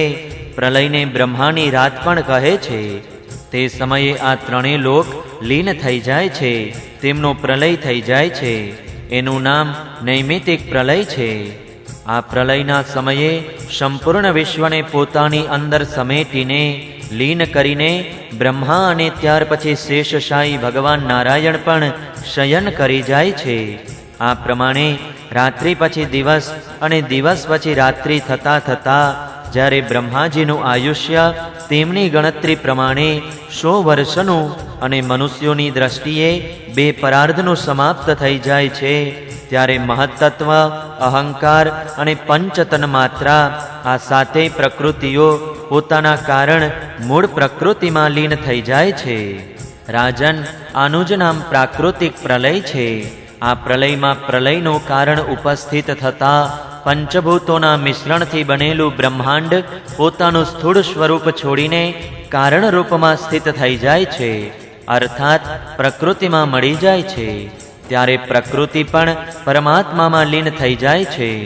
પ્રિય પરીક્ષિત, પ્રલયનો સમય આવે છે ત્યારે મેઘ પૃથ્વી પર વૃષ્ટિ કરતા નથી, કોઈને અન્ન મળતું નથી. ત્યારે પ્રજા ભૂખ તરસથી વ્યાકુળ થઈને એકબીજાને ખાવા લાગે છે. આ પ્રમાણે કાળના ઉપદ્રવથી પીડિત થઈને ધીરે ધીરે સંપૂર્ણ પ્રજા ક્ષીણ થઈ જાય છે. પ્રલયકાળનો સંવર્તક સૂર્ય તેના પ્રચંડ કિરણોથી સમુદ્ર, પ્રાણીઓના શરીર અને પૃથ્વીનો તમામ રસ ખેંચીને ચૂસી લે છે અને તેને હંમેશની જેમ પાછો વરસાવતો નથી. તે સમયે શંકરષણ ભગવાનના મુખમાંથી પ્રલયકાળનો સંવર્તક અગ્નિ પ્રગટ થાય છે. વાયુના વેગથી તે વધારે પ્રબળ બની જાય છે અને તલ અતલ વગેરે નીચેના સાતેય લોકોને ભસ્મ કરી નાખે છે.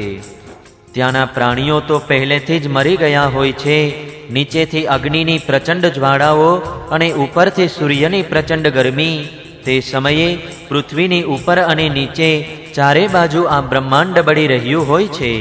એવું લાગે છે જાણે છાણામાંથી બનાવેલું છાણું બળીને અંગારા જેવું લાલ થઈ રહ્યું હોય. ત્યાર પછી પ્રલયકાળનો અતિ પ્રચંડ સાંવર્તક વાયુ સેંકડો વર્ષો સુધી ફૂંકાતો રહે છે. ત્યારબાદ અસંખ્ય રંગબેરંગી વાદળો આકાશમાં ઉમટી આવે છે અને અત્યંત ભયંકર ગર્જના સાથે સેંકડો વર્ષો વૃષ્ટિ કરતા રહે છે. તે સમયે બ્રહ્માંડની અંદરનું પૂરું જગત એક સમુદ્ર બની જાય છે, એટલે કે આખું બ્રહ્માંડ જળમગ્ન થઈ જાય છે. આ પ્રમાણે જ્યારે જળ પ્રલય થઈ જાય છે ત્યારે જળ પૃથ્વીના વિશેષ ગુણ ગંધને શોષી લે છે, એટલે કે પોતાનામાં લીન કરી દે છે. ગંધયુક્ત જળમાં લીન થઈ જતા પૃથ્વીનો પ્રલય થઈ જાય છે. તે જળમાં ભળી મળીને જળરૂપી બની જાય છે. રાજન, ત્યાર પછી જળના ગુણ રસને તેજ તત્વ શોષી લે છે અને જળ નિરસ થઈને તેજમાં સમાઈ જાય છે. ત્યાર પછી વાયુ તેજના ગુણરૂપને શોષી લે છે અને તેજ રૂપરહિત થઈને વાયુમાં લીન થઈ જાય છે. હવે આકાશ વાયુના ગુણ સ્પર્શને પોતાનામાં સમાવી લે છે અને વાયુ સ્પર્શહીન બનીને આકાશમાં શાંત થઈ જાય છે. ત્યાર પછી તામસ અહંકાર આકાશના ગુણ શબ્દને શોષી લે છે અને આકાશ શબ્દહીન થઈને તામસ અહંકારમાં લીન થઈ જાય છે. આ પ્રમાણે તેજસ અહંકાર ઇન્દ્રિયો અને વૈકારિક એટલે કે સાત્વિક અહંકાર ઇન્દ્રિયોના અધિષ્ઠાતા દેવતાઓ તેમજ ઇન્દ્રિયોની વૃત્તિઓને પોતાનામાં લીન કરી દે છે.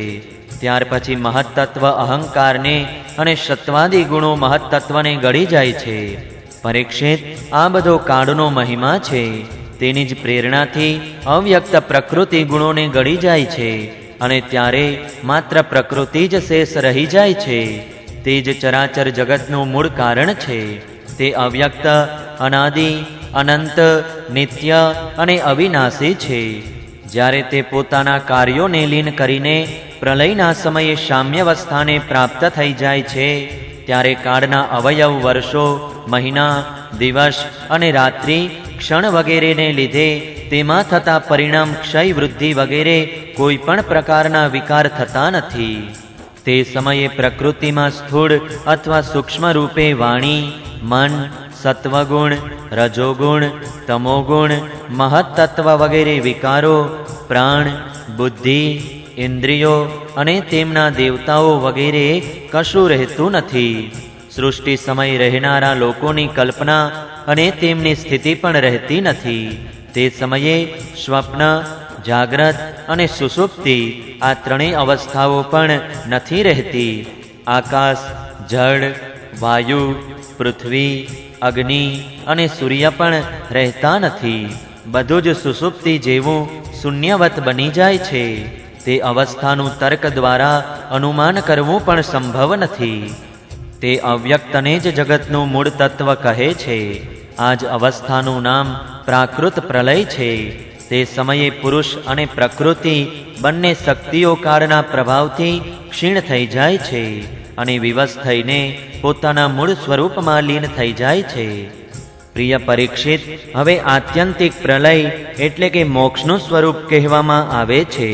બુદ્ધિ, ઇન્દ્રિયો અને તેમના વિષયોના રૂપમાં તેમનું અધિષ્ઠાન જ્ઞાન સ્વરૂપ વસ્તુ જ ભાસિત થઈ રહી છે. તે બધા તો આદિ અંતવાળા છે, તેથી તે બધા સત્ય નથી. તે દ્રશ્ય છે અને પોતાના અધિષ્ઠાનથી ભિન્ન તેમની સત્તા પણ નથી. તેથી તે સર્વથા મિથ્યા માયા જ છે. જેમ દીવો, નેત્ર અને રૂપ આ ત્રણેય તેજથી ભિન્ન નથી, તે જ પ્રમાણે બુદ્ધિ, ઇન્દ્રિયો અને તેમના વિષય તન્માત્રાઓ પણ પોતાના અધિષ્ઠાન સ્વરૂપ બ્રહ્મથી ભિન્ન નથી. જો કે તે બ્રહ્મ આત્માથી સર્વથા ભિન્ન છે. જેમ કે દોરડારૂપી અધિષ્ઠાનમાં આરોપિત સાપ પોતાના અધિષ્ઠાનથી એટલે કે દોરડાથી જુદો નથી, પરંતુ આરોપિત સાપની સાથે અધિષ્ઠાનને કોઈ સંબંધ નથી. પરીક્ષિત, જાગ્રત, સ્વપ્ન અને સુષુપ્તિ આ ત્રણેય અવસ્થાઓ બુદ્ધિની જ છે. આથી એમના કારણે અંતરાત્મામાં જે વિશ્વ, તેજસ અને પ્રાજ્ઞરૂપ નાનાત્વની પ્રતીતિ થાય છે તે કેવળ માયા જ છે. બુદ્ધિમાં રહેલા નાનાત્વનો એકમાત્ર સત્ય એવા આત્મા સાથે કોઈ સંબંધ નથી. જેમ મેઘ કોઈવાર આકાશમાં હોય છે અને કોઈવાર નથી હોતા, તેમ અનેક અવયવોવાળું અને આદિ અંતવાળું આ જગત સૃષ્ટિ વેળા બ્રહ્મમાં જન્મે છે અને પ્રલય વેળા બ્રહ્મમાં લય પામે છે.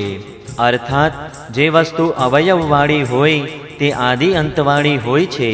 તેથી આદિ અંતવાળું હોવાથી જગત કોઈ વસ્તુ જ નથી. પરીક્ષિત, જગતના વ્યવહારમાં જેટલા પણ અવયવી પદાર્થો હોય છે તે ન હોવા છતાં પણ તેમના જુદા જુદા અવયવો સત્ય માનવામાં આવે છે, કેમ કે તે તેમના કારણ છે. જેમ વસ્ત્રરૂપી અવયવીના ન હોવા છતાં પણ તેના કારણરૂપ સૂતરનું અસ્તિત્વ હોય જ છે, તે જ પ્રમાણે કાર્યરૂપ જગતના અભાવમાં પણ આ જગતના કારણરૂપ અવયવની સ્થિતિ હોઈ શકે છે.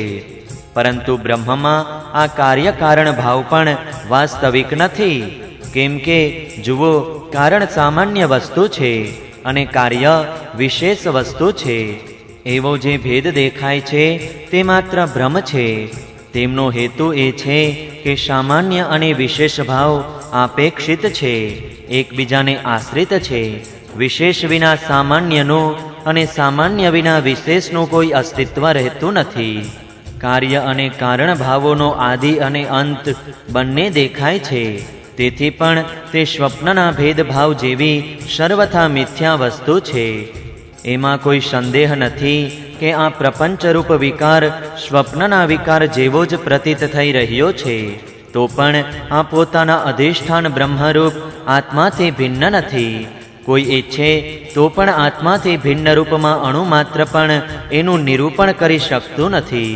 જો આત્માથી ભિન્ન આની સત્તા માનવામાં આવે તો આ પણ ચિદ્રૂપ આત્મા જેવું સ્વયં પ્રકાશ હોત અને એવી સ્થિતિમાં તે આત્માની જેમ જ એકરૂપ સિદ્ધ થાત.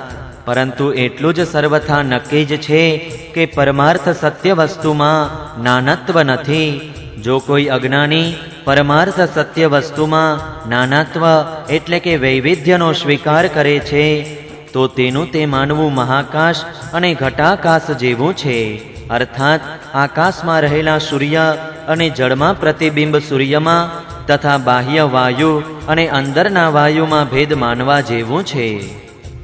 જેમ વ્યવહારમાં મનુષ્ય એક જ સોનાને ગાડીને ઘડીને અનેક રૂપમાં તૈયાર કરી લે છે અને તે કંકણ, કુંડળ, કડું વગેરે અનેક રૂપોમાં દેખાય છે, એ જ પ્રમાણે વ્યવહારમાં પ્રવીણ વિદ્વાનો લૌકિક અને વૈદિક વાણી દ્વારા ઇન્દ્રિયાતીત આત્મ સ્વરૂપ ભગવાનનું પણ અનેક રૂપોમાં વર્ણન કરે છે. જુઓ તો ખરા, વાદળા સૂર્ય દ્વારા ઉત્પન્ન થાય છે અને સૂર્યથી જ પ્રકાશિત થાય છે, છતાં પણ તે સૂર્યના અંશ નેત્રો માટે સૂર્યનું દર્શન કરવામાં બાધક બની જાય છે. આ પ્રમાણે અહંકાર પણ બ્રહ્મથી જ ઉત્પન્ન થાય છે, બ્રહ્મથી જ પ્રકાશિત થાય છે અને બ્રહ્મના અંશ જીવ માટે બ્રહ્મ સ્વરૂપના સાક્ષાત્કારમાં બાધક બની જાય છે. જ્યારે સૂર્યથી ઉત્પન્ન થનારા વાદળા વિખેરાઈ જાય છે ત્યારે નેત્રો સૂર્યના દર્શન કરવા સમર્થ બને છે. બરાબર આ જ પ્રમાણે જ્યારે જીવના હૃદયમાં જિજ્ઞાસા જાગે છે ત્યારે આત્માની ઉપાધિ અહંકાર નષ્ટ થઈ જાય છે અને તેને પોતાના સ્વરૂપનો સાક્ષાત્કાર થઈ જાય છે.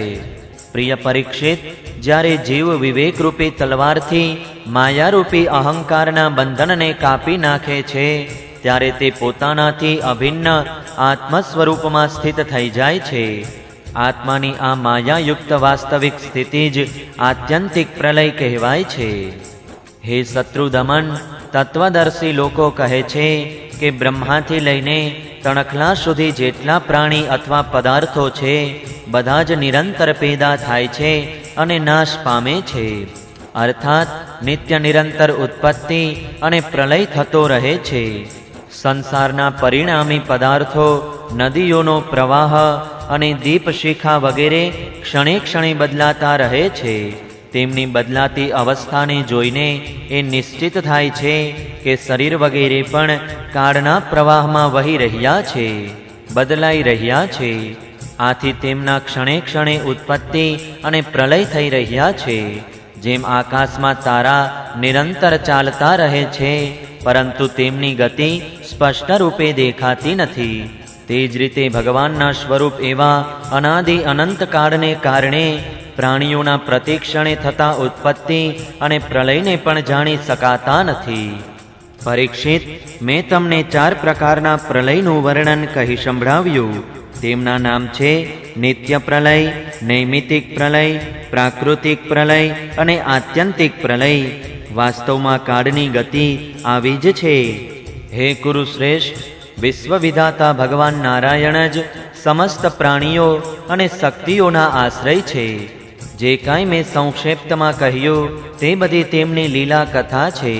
ભગવાનની લીલાઓનું પૂરેપૂરું વર્ણન તો સ્વયં બ્રહ્માજી પણ કરી શકતા નથી. જે લોકો અત્યંત દુસ્તર એવા સંસાર સાગરને તરી જવાની ઈચ્છા રાખે છે અથવા જે લોકો અનેક પ્રકારના દુઃખોના દાવા નળથી બળી રહ્યા છે તેમના માટે પુરુષોત્તમ ભગવાનની લીલા કથા રૂપ રસના સેવન સિવાય બીજું કોઈ સાધન, બીજી કોઈ નૌકા નથી. તેઓ માત્ર ભગવાનના લીલા રસાયણનું સેવન કરીને જ પોતાનો મનોરથ પૂર્ણ કરી શકે છે.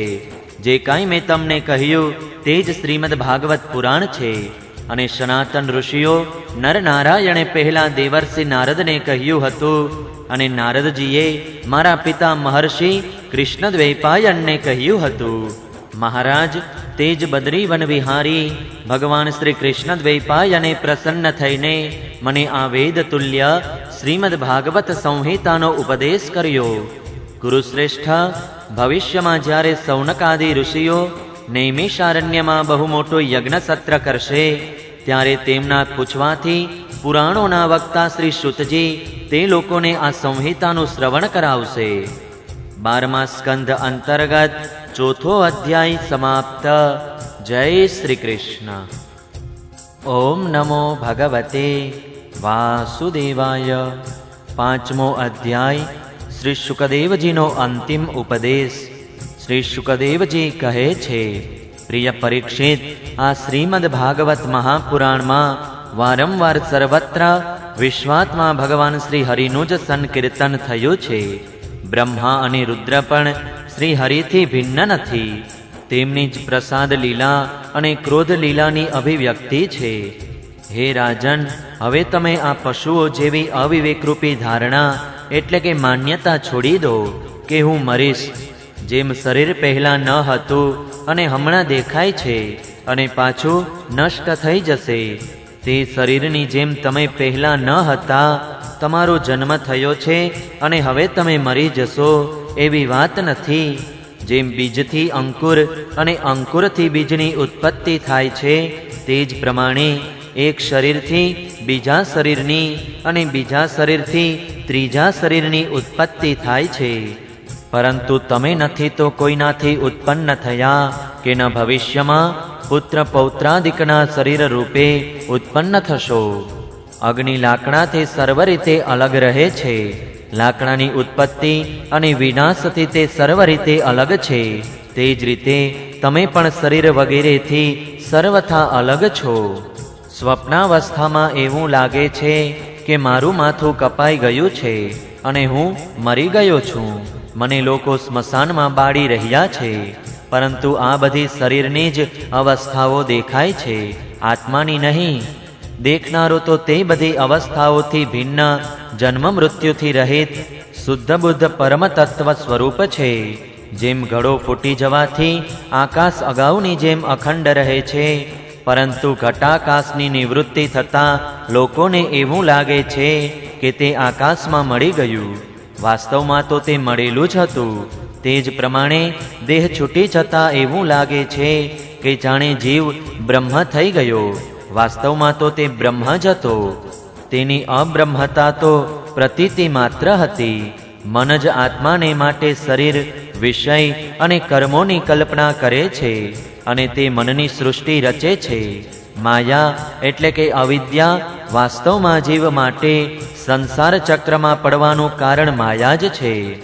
જ્યાં સુધી તેલ રાખવાનું પાત્ર, દિવેટ અને અગ્નિનો સંયોગ રહે છે, ત્યાં સુધી દીવામાં દીવાપણું છે. તે જ રીતે જ્યાં સુધી આત્માનો કર્મ, મન, શરીર અને એમનામાં રહેવાવાળો ચૈતન્ય ભાસ સાથે સંબંધ રહે છે, ત્યાં સુધી તેને જન્મ મૃત્યુના ચક્રાવમાં ભટકવું પડે છે અને રજોગુણ, સત્વગુણ તથા તમોગુણની વૃત્તિઓથી તેને ઉત્પન્ન થવું, સ્થિત થવું અને નષ્ટ થવું પડે છે. પરંતુ જેમ દીવો બુઝાઈ જતા તત્વરૂપ તેમનો વિનાશ થતો નથી, તે જ પ્રમાણે સંસારનો નાશ થઈ જવા છતાં પણ સ્વયં પ્રકાશ આત્માનો નાશ થતો નથી. કેમ કે તે કાર્ય અને કારણ, વ્યક્ત અને અવ્યક્ત બધાથી પર છે. તે આકાશની જેમ બધાનો આધાર છે, નિત્ય અને નિશ્ચળ છે, તે અનંત છે. ખરેખર આત્માની ઉપમા આત્મા જ છે. હે રાજન, તમે તમારી વિશુદ્ધ અને વિવેકવાળી બુદ્ધિને પરમાત્માના ચિંતનથી ભરી દો અને સ્વયં પોતાના અંતરમાં સ્થિત પરમાત્માનો સાક્ષાત્કાર કરો. જુઓ, તમે મૃત્યુઓનું પણ મૃત્યુ છો. તમે સ્વયં ઈશ્વર છો. બ્રહ્માના શાપથી પ્રેરિત તક્ષક તમને ભસ્મ કરી શકશે નહીં. તક્ષકની તો વાત જ ક્યાં છે. સ્વયં મૃત્યુ અને મૃત્યુઓનો સમૂહ પણ તમારી નજીક ફરકી નહીં શકે. તમે આ પ્રમાણે અનુસંધાન ચિંતન કરો કે હું જ સર્વનું અધિષ્ઠાન એવો પરબ્રહ્મ છું. સર્વાધિષ્ઠાન બ્રહ્મ હું જ છું. આ પ્રમાણે તમે તમારી જાતને તમારા વાસ્તવિક અભિન્ન, અનંત, અખંડ સ્વરૂપમાં સ્થિત કરી દો. તે સમયે પોતાની વિષથી ભરેલી જીભના લપકારા લેતો અને પોતાના હોઠ ચાવતો તક્ષક આવીને પોતાના વિષભર્યા મુખથી તમને ડસી જાય તો પણ કોઈ પરવા નહીં. તમે તમારા આત્મા સ્વરૂપમાં સ્થિત થઈને આ શરીરને તો શું સંપૂર્ણ વિશ્વને પોતાનાથી ભિન્ન નહીં દેખો. આત્મ સ્વરૂપ પુત્ર પરીક્ષિત, તમે વિશ્વાત્મા ભગવાનની લીલા સંબંધી જે પ્રશ્ન કર્યો હતો તેનો મેં ઉત્તર આપી દીધો. હવે વધારે શું સાંભળવા ઈચ્છો છો? 12મા સ્કંદ અંતર્ગત બ્રહ્મોપદેશ નામનો 5મો અધ્યાય સમાપ્ત. જય શ્રી કૃષ્ણ. ઓમ નમો ભગવતે વાસુદેવાય. 6ઠો અધ્યાય પરીક્ષિતની પરમ ગતિ, જન્મેજયનું સર્પસત્ર અને વેદોના શાખા ભેદ. સુતજી કહે છે, સૌનકાદિ ઋષિઓ, વ્યાસનંદન શ્રી શુકદેવ મુનિ સમસ્ત ચરાચર જગતને પોતાના આત્મા રૂપે અનુભવ કરે છે અને વ્યવહારમાં બધાના પ્રત્યે સમદ્રષ્ટિ રાખે છે. ભગવાનના શરણાગત અને તેમના દ્વારા સુરક્ષિત રાજર્ષિ પરીક્ષિતે તેમનો ઉપદેશ ખૂબ ધ્યાનથી સાંભળ્યો. હવે તેઓ મસ્તક નમાવીને થોડા વધારે તેમના ચરણોની નજીક ખસી આવ્યા તથા હાથ જોડીને તેમની પ્રાર્થના કરવા લાગ્યા. રાજા પરીક્ષિતે કહ્યું, ભગવાન, આપ કૃપાની સાક્ષાત મૂર્તિ છો. આપે મારા ઉપર પરમ કૃપા કરીને અનાદિ, અનંત અખંડ સત્ય ભગવાન શ્રી હરિના સ્વરૂપનું અને લીલાઓનું વર્ણન કર્યું છે. હવે હું આપની કૃપાથી પરમ અનુગૃહિત અને કૃતકૃત્ય થઈ ગયો છું.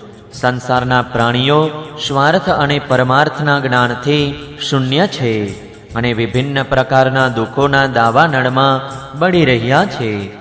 તેમના ઉપર ભગવત સ્વરૂપ મહાત્માઓનો અનુગ્રહ થવો એ કોઈ નવી ઘટના અથવા આશ્ચર્યની વાત નથી. આ તો તેમના માટે સ્વાભાવિક છે. મેં અને મારી સાથે ઘણા લોકોએ આપના મુખારવિંદથી આ શ્રીમદ ભાગવત મહાપુરાણનું શ્રવણ કર્યું છે. આ પુરાણમાં ડગલે ડગલે ભગવાન શ્રી હરિના તે સ્વરૂપ અને લીલાઓનું વર્ણન થયું છે, જેના ગાનમાં મોટા મોટા આત્મારામ પુરુષો મગ્ન રહે છે. હે ભગવાન, આપ મને અભય પદનો બ્રહ્મા અને આત્માની એકતાનો સાક્ષાત્કાર કરાવી દીધો છે. હવે હું પરમ શાંતિ સ્વરૂપ બ્રહ્મમાં સ્થિત છું. હવે મને તક્ષક વગેરે કોઈ પણ મૃત્યુના નિમિત્તનો અથવા તેની કોઈ આપત્તિનો ભય નથી. હું અભય થઈ ગયો છું.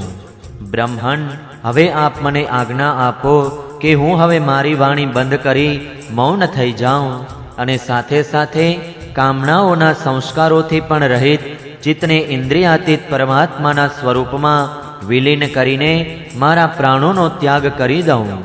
આપના દ્વારા ઉપદેશાયેલા જ્ઞાન અને વિજ્ઞાનની નિષ્ઠાથી મારું અજ્ઞાન હંમેશને માટે નષ્ટ થઈ ગયું છે. આપે ભગવાનના પરમ કલ્યાણમય સ્વરૂપનો મને સાક્ષાત્કાર કરાવી દીધો છે.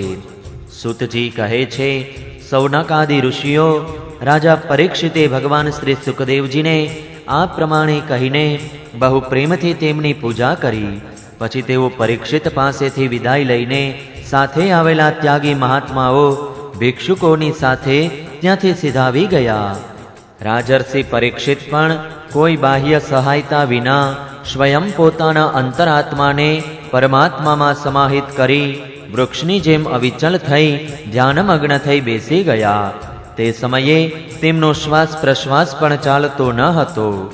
તેઓ ગંગાજીના કિનારા પર પૂર્વ તરફ અગ્રભાગ હોય એવા દર્ભના આસન પર ઉત્તર દિશા તરફ મુખ રાખી બેઠા હતા. તેમના આસક્તિ અને સંશયો તો પહેલેથી જ નષ્ટ થઈ ચૂક્યા હતા. હવે તેઓ બ્રહ્મા અને આત્માની એકતારૂપ મહાયોગમાં સ્થિત થઈને બ્રહ્મ સ્વરૂપ થઈ ગયા. સૌનકાદિ ઋષિઓ મુનિકુમાર શૃંગીએ ક્રોધ કરીને પરીક્ષિતને શાપ આપ્યો હતો. હવે તેમનો મોકલેલો તક્ષક નાગ રાજા પરીક્ષિતને ડસવા માટે તેમની પાસે જતો હતો. રસ્તામાં તેણે કશ્યપ નામના એક બ્રાહ્મણને જોયો.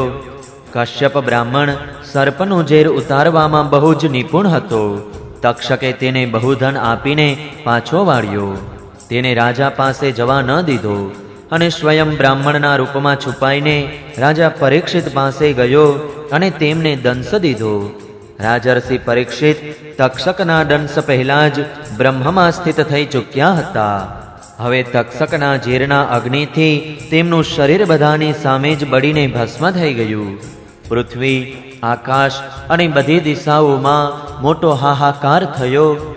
દેવતાઓ, અસુરો, મનુષ્યો વગેરે બધા પરીક્ષિત રાજાની આ પરમ ગતિ જોઈને વિસ્મિત થઈ ગયા.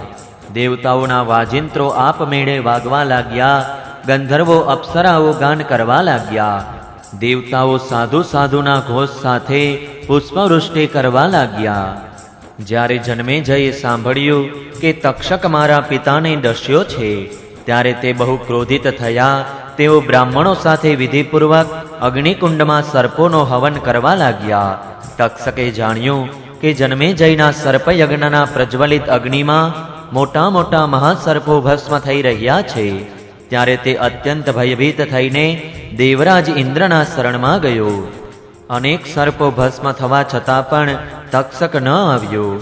આથી પરીક્ષિત નંદન રાજા જન્મેજયે બ્રાહ્મણોને કહ્યું કે બ્રાહ્મણો, હજી સુધી અધમ એવો તક્ષક કેમ આવીને ભસ્મ ન થયો?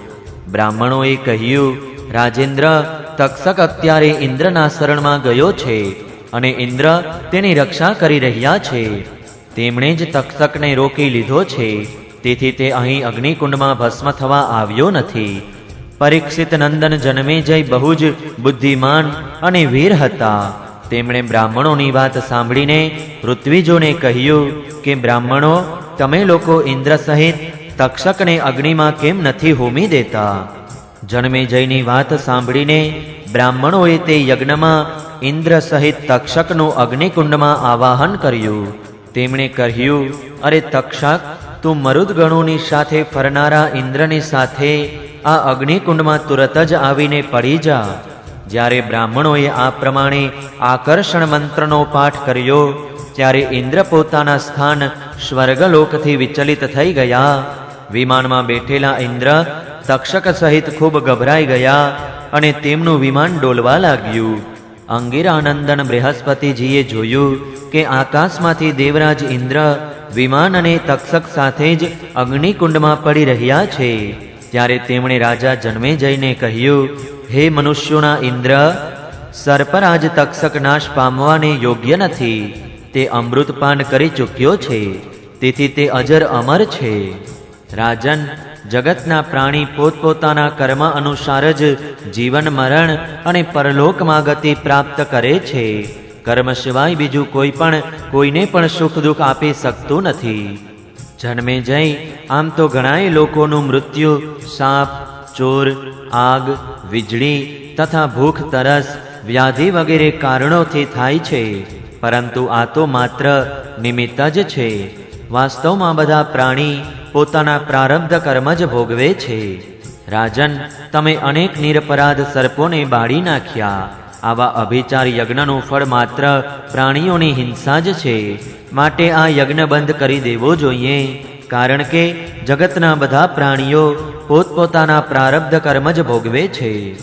શુતજી કહે છે, સૌનકાદિ ઋષિઓ મહર્ષિ બૃહસ્પતિજીની વાતનું સન્માન કરીને જન્મેજયે કહ્યું, આપની આજ્ઞા શિરોધાર્ય છે. તેમણે સર્પયજ્ઞ બંધ કરી દીધો અને દેવગુરુ બૃહસ્પતિજીની વિધિપૂર્વક પૂજા કરી. ઋષિઓ, આ બધી તેજ ભગવાન વિષ્ણુની મહામાયા જ છે. આ માયાને જાણી શકાતી નથી. જે માયાથી ભગવાનના સ્વરૂપ એવા પ્રાણીઓ પણ ક્રોધાદિ ગુણ વૃત્તિઓ દ્વારા શરીરોમાં મોહિત થઈને એકબીજાને દુઃખ આપે છે અને ભોગવે છે, છતાં પોતાના પ્રયત્નથી તેને ટાળી શકાતી નથી. આ માયા કપટી અને દંભી છે. ભગવાનની સામે તો તે ખૂબ જ વિનય બનીને હાથ જોડીને ઊભી રહે છે. ત્યાં તે નિર્ભય થઈને નથી રહેતી, પરંતુ પ્રપંચમાં આવતા જ તે નિર્ભય બની જાય છે. તે માયાના સંબંધમાં આત્મજ્ઞાની લોકો ચર્ચા કરે છે ત્યારે અનેક પ્રકારના મતભેદો હોય છે, પરંતુ પરમાત્મામાં કોઈ મતભેદ થતો નથી. કારણ કે ભગવાનની પાસે તો સંકલ્પ વિકલ્પ કરનારી વૃત્તિ રહેતી જ નથી અને મન પણ ત્યાં પહોંચી શકતું નથી. ભગવાનનું સ્વરૂપ દિવ્ય છે, જ્યાં ઇન્દ્રિયો અને ઇન્દ્રિયો સાથે કર્મ થતું નથી.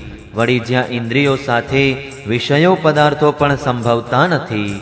આ ઉપરાંત 3 ગુણોએ ઉત્પન્ન કરેલ અહંકાર પણ નથી. તેથી તે ભગવાનમાં વિવશતા કે બાધક ભાવ ક્યાંથી સંભવે? આવા ભગવાનના દિવ્ય સ્વરૂપને મનનશીલ મુનિઓ આત્મ સાક્ષાત કરીને અહંકાર, ગુણો અને ઇન્દ્રિયોને ત્યજી ભગવાનના જ સ્વરૂપમાં વિહાર કરે છે.